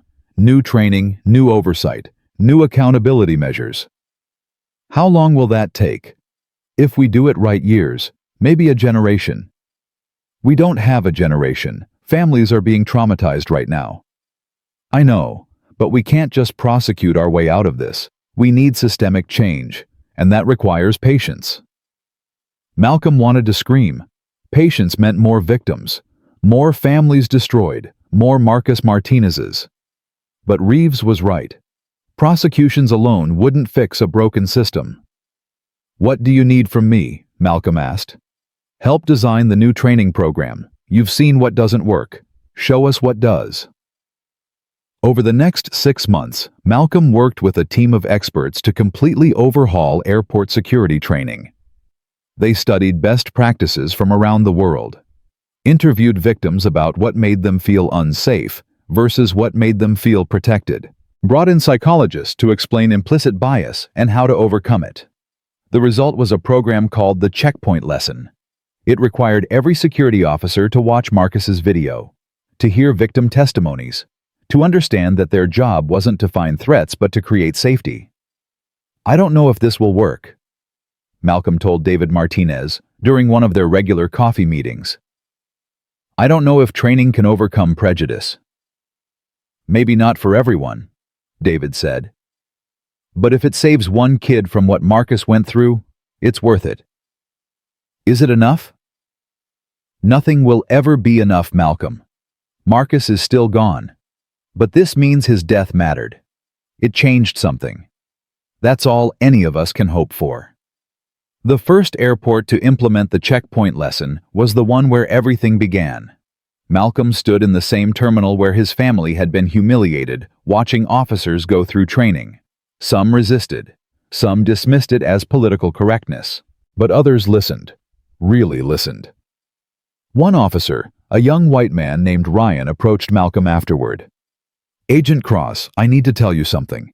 Before this training, I probably would have done what Brennan did. Not because I'm a bad person, but because that's what I was taught. Profile, suspect, control. But watching that video of Marcus hearing your daughter's story, I realized something. I became a security officer to protect people, not to terrorize them. This training gave me the tools to actually do that. Thank you for saying that, Malcolm said. But I need you to understand something. You'll face pressure to go back to the old ways. Other officers will mock you. Supervisors might question your judgment. Can you stay strong? Ryan nodded. I have a nephew. He's 7. Mixed race. If he ever has to go through security, I want him to feel safe, not scared. That's my why. Then remember that. When it gets hard, remember him. As months turned into a year, the changes spread. 10 airports adopted the checkpoint lesson, then 20, then 50. Complaints dropped 38%. Use of force incidents fell by half. And slowly, painfully, the culture began to shift. But not everywhere. 3 of Brennan's network officers fought their prosecutions. 2 fled the country. 1 died before trial. Justice was messy, incomplete, frustratingly slow. Malcolm struggled with it. Every delay felt like a betrayal. Every not guilty verdict felt like a punch to the gut. Every victim who decided not to testify felt like another loss. "I don't know if I can keep doing this," he told Elena one night. "Every case drains something from me. Every story breaks my heart a little more. I'm starting to forget what it feels like to not be angry." "Then take a break." "I can't. There's too much work." "Malcolm." Elena cupped his face. "You've spent a year fighting for everyone else. Your family needs you to fight for us too. For yourself. You're burning out." "How can I rest when people are still suffering?" "By remembering you're one of them. You suffered too. Our girls suffered. We need time to heal, not just to fight." Malcolm looked at his wife and realized she was right. He'd been so focused on justice that he'd neglected recovery. His daughters still had nightmares. Elena still flinched at unexpected touches. And Malcolm himself couldn't enter an airport without his heart racing. They were wounded, and wounds needed time to mend. Malcolm took a month off. No cases, no interviews, no emails, just family. They went to therapy together, all 6 of them, learning how to talk about what happened. How to process trauma without being consumed by it. Zara slowly stopped wetting the bed. The twins learned to sleep separately again. Mara started smiling, more laughing, easier. Elena began to relax, her constant vigilance easing, and Malcolm learned something crucial. Healing wasn't weakness, it was necessary. You couldn't fight for justice from a place of pure pain. You needed hope too. Joy, love. All the things that made life worth protecting. When he returned to work, something had shifted. He was still angry, still determined, but also more centered. More able to see small victories instead of just focusing on battles not yet won. "You look different," Chen said. "I feel different. Clearer." "Good. Because we need clear minds for what's next." "What's next?" Chen smiled. "Congress wants to hear from you. They're drafting federal legislation, the Marcus Martinez Civil Rights Protection Act. It would mandate the checkpoint lesson. Training at every airport, create independent oversight boards, and establish strict penalties for racial profiling." Malcolm's throat tightened.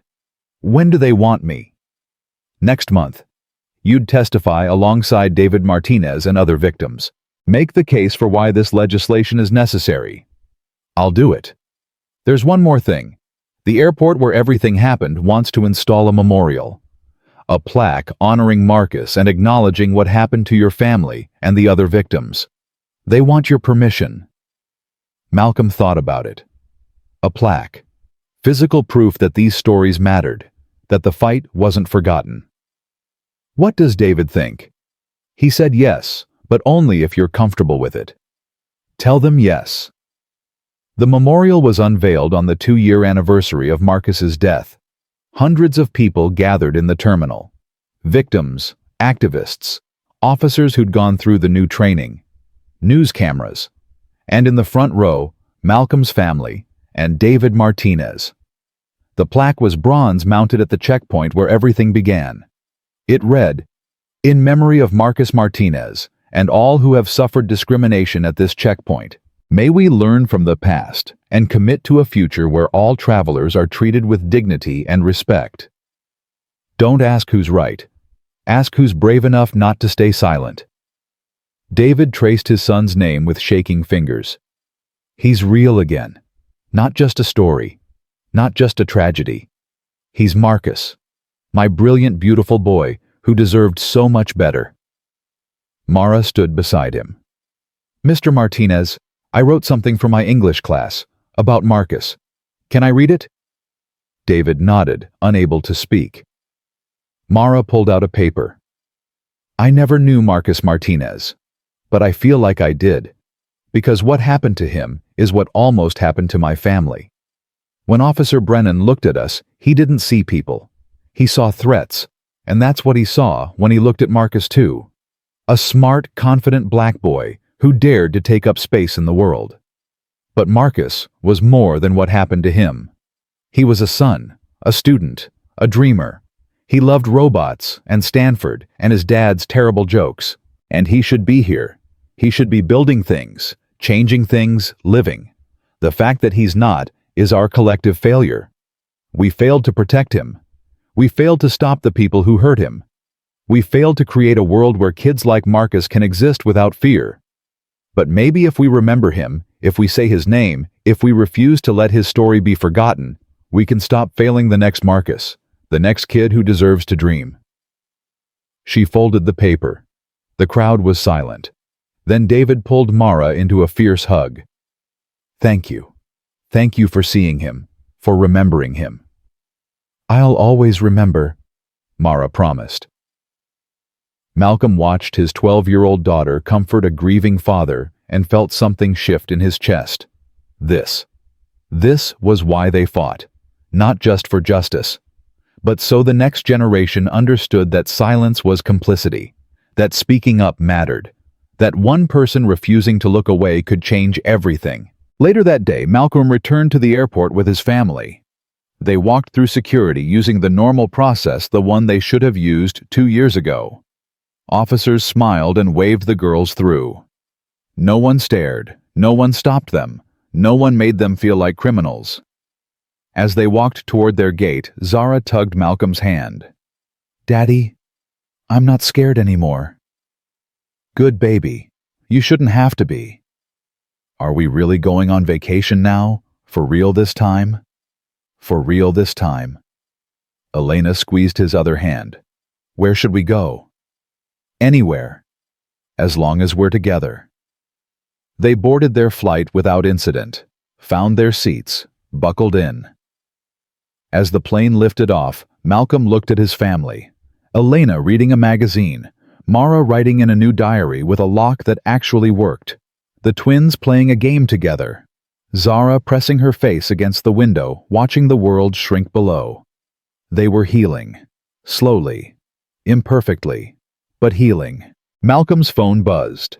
A text from David Martinez. Thank you for everything. Marcus would be proud. I'm proud. Go enjoy your family. You've earned it. Malcolm put his phone away and closed his eyes. 2 years ago, he'd walked into an airport and watched his family's sense of safety shatter.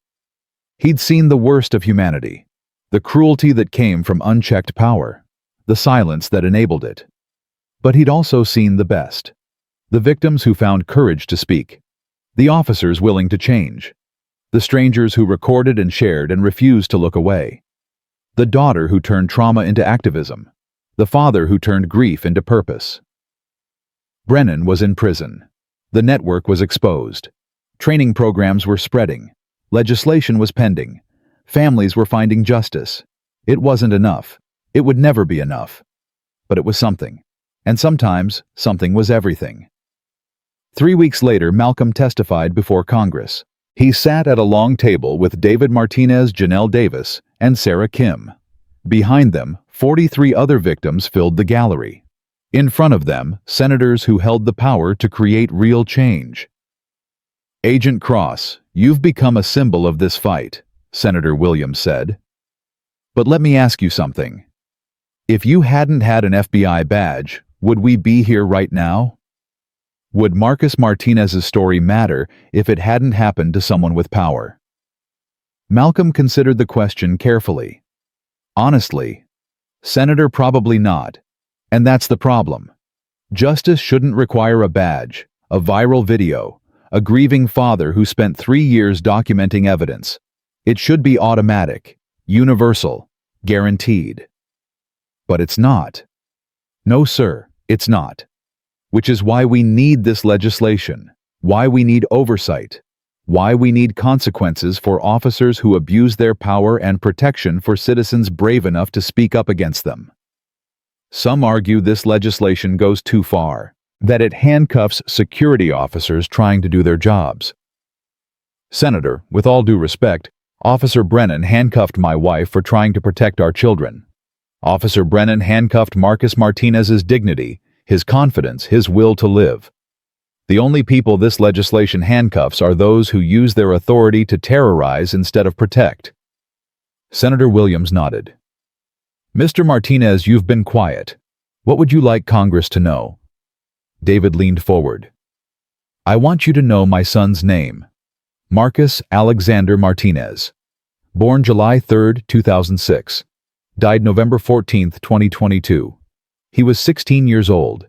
He loved Star Wars and terrible puns and building things with his hands. He was accepted to Stanford. He was brilliant and kind, and he had his whole life ahead of him. And because one officer decided Marcus was a threat for existing while black my son is gone. I will never watch him graduate. Never meet his children. Never hear his terrible puns again. So when you debate this legislation, when you worry about going too far or not far enough, I want you to think about Marcus. Think about what we lost. And then ask yourself, is protecting Marcus's memory, Marcus's life, Marcus's right to exist without fear, really too much to ask? The room was silent. Senator Williams wiped her eyes. No, Mr. Martinez. It's not too much to ask. It's the bare minimum we owe you. We owe all of you. The Marcus Martinez Civil Rights Protection Act passed 6 months later. It wasn't perfect. Activists argued it didn't go far enough. Some officers complained it went too far. But it was progress. Real, tangible progress. Malcolm stood in the Oval Office as the president signed it into law. David Martinez stood beside him, wearing Marcus's Stanford shirt. Victims filled the room. And for a moment, Malcolm allowed himself to believe they'd actually changed something. That night, Malcolm took his family back to that terminal one more time. They stood in front of the bronze plaque, reading the inscription together. Don't ask who's right. Zara read slowly. Ask who's brave enough not to stay silent. What does that mean, Daddy? She asked. Malcolm knelt beside his youngest daughter. It means when you see something wrong, you don't look away. You speak up, even when it's hard, even when it's scary. Because silence lets bad things continue. But one voice, one person refusing to stay quiet, can change everything. Like you did. Like we all did. As a family. Together. Mara touched the plaque. Marcus would have been 19 today, starting his junior year at Stanford. I know, baby. Do you think he knows about the law, about everything that changed because of him? Malcolm looked at David Martinez's face on the news that morning, smiling for the first time in years. He thought about the officers going through new training, the complaints dropping, the families finding justice, the kids learning in schools about what happened and why it mattered. I think he knows. I think he'd be proud. They walked back to their car together. The airport behind them looked the same as always. Travelers rushing, announcements echoing, life continuing. But something fundamental had shifted. Not everywhere. Not perfectly. But enough. Enough that families could travel without fear. Enough that officers understood their purpose was protection, not persecution. Enough that a 16-year-old boy's death meant something more than tragedy. It meant change. Real, lasting, imperfect, but undeniable change. And as Malcolm drove his family home, he thought about all the voices that had come together to make it happen. Victims who refused to stay silent. Allies who refused to look away. Officers who chose courage over conformity. Families who turned pain into purpose. One voice started it. But millions finished it. Because that's how change worked. One person refusing to be silent. One person saying, no more. One person standing up. And then another. And another. And another. Until silence wasn't an option anymore. Until justice became inevitable. Malcolm pulled into their driveway. Home. Safe. Healing. Daddy, Zara asked from the back seat. If something bad happens again, will you fight? Always, baby. Will you win? Malcolm looked at his daughters in the rearview mirror, at Mara confident and fierce, at the twins holding hands but no longer terrified, at Zara asking questions again instead of hiding. I'll win what matters most, he said. I'll win the fight to make sure you never stop believing your voice matters, your safety matters, your dignity matters. And if anyone tries to take those things from you, you fight back. Not with fists, with truth, with courage, with the refusal to stay silent. Promise. Promise. That night, Malcolm stood on his porch watching his daughters play in the yard. Their laughter filled the air light and free. Elena leaned against him, and for the first time in 2 years, they just existed. Not fighting, not healing, just being. We did it, Elena whispered. We're still doing it, Malcolm corrected. The fight's not over. I know, but we can rest for tonight. Yeah, we can rest. Somewhere across the country, a young girl walked through an airport checkpoint. She was nervous. Security made her nervous. But the officer smiled kindly, checked her bag quickly, and sent her through with a wave. Have a safe flight, he said. And she did. Because of Marcus. Because of the Cross family. Because of 43 victims who refused to be forgotten. Because of a father who spent 3 years documenting injustice. Because of a daughter who turned trauma into activism. Because of thousands of people who chose to speak instead of stay silent. The fight wasn't over. It would never truly be over. Systems changed slowly. Hearts changed slower. But they were changing, one checkpoint at a time, one officer at a time, one voice at a time, until the day came when no family had to fear walking through an airport. When no teenager questioned their worth because someone in authority decided they were dangerous for existing. When no 6-year-old had to wet themselves because cruelty masqueraded as security. That day hadn't arrived yet, but it was coming. Malcolm believed that now. Not because the system was fixed, but because people were finally refusing to accept that it was broken. And that refusal, that collective unwillingness to stay silent, was the most powerful force in the world. The bronze plaque at the airport would remain for generations. People would walk past it, read the inscription, and remember. Remember Marcus. Remember the fight. Remember the lesson. Don't ask who's right. Ask who's brave enough not to stay silent.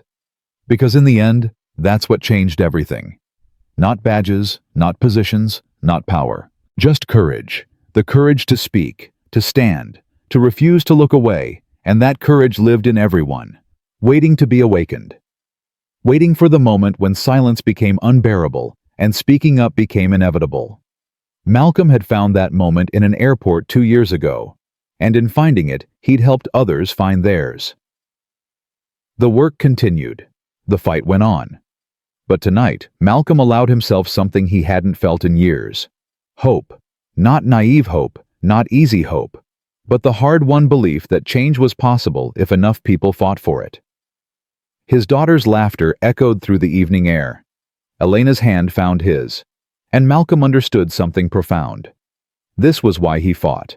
Not for revenge, not for anger, for this, for moments of peace earned through courage, for safety built on speaking up, for a future where his daughters could exist without fear. They weren't there yet, but they were closer. And tomorrow he'd keep fighting to get closer still. But tonight, he'd rest. He'd hold his family. He'd remember Marcus and honor his memory by living fully, loving deeply, and never ever staying silent. Because that's what Marcus would have wanted. That's what all the victims deserved. That's what the next generation needed. Not perfection, just progress. One voice at a time. One stand at a time. One refusal to accept injustice at a time. Until the world finally listened. Until the world finally changed. Until silence was no longer an option, and justice was no longer a dream, but a guarantee. That was the promise Malcolm made standing on his porch that night. To Marcus. To his daughters. To himself. To keep fighting. Keep speaking. Keep believing. until the world his daughters inherited was better than the one he'd received. That was enough. That had to be enough. And somehow, finally, it was.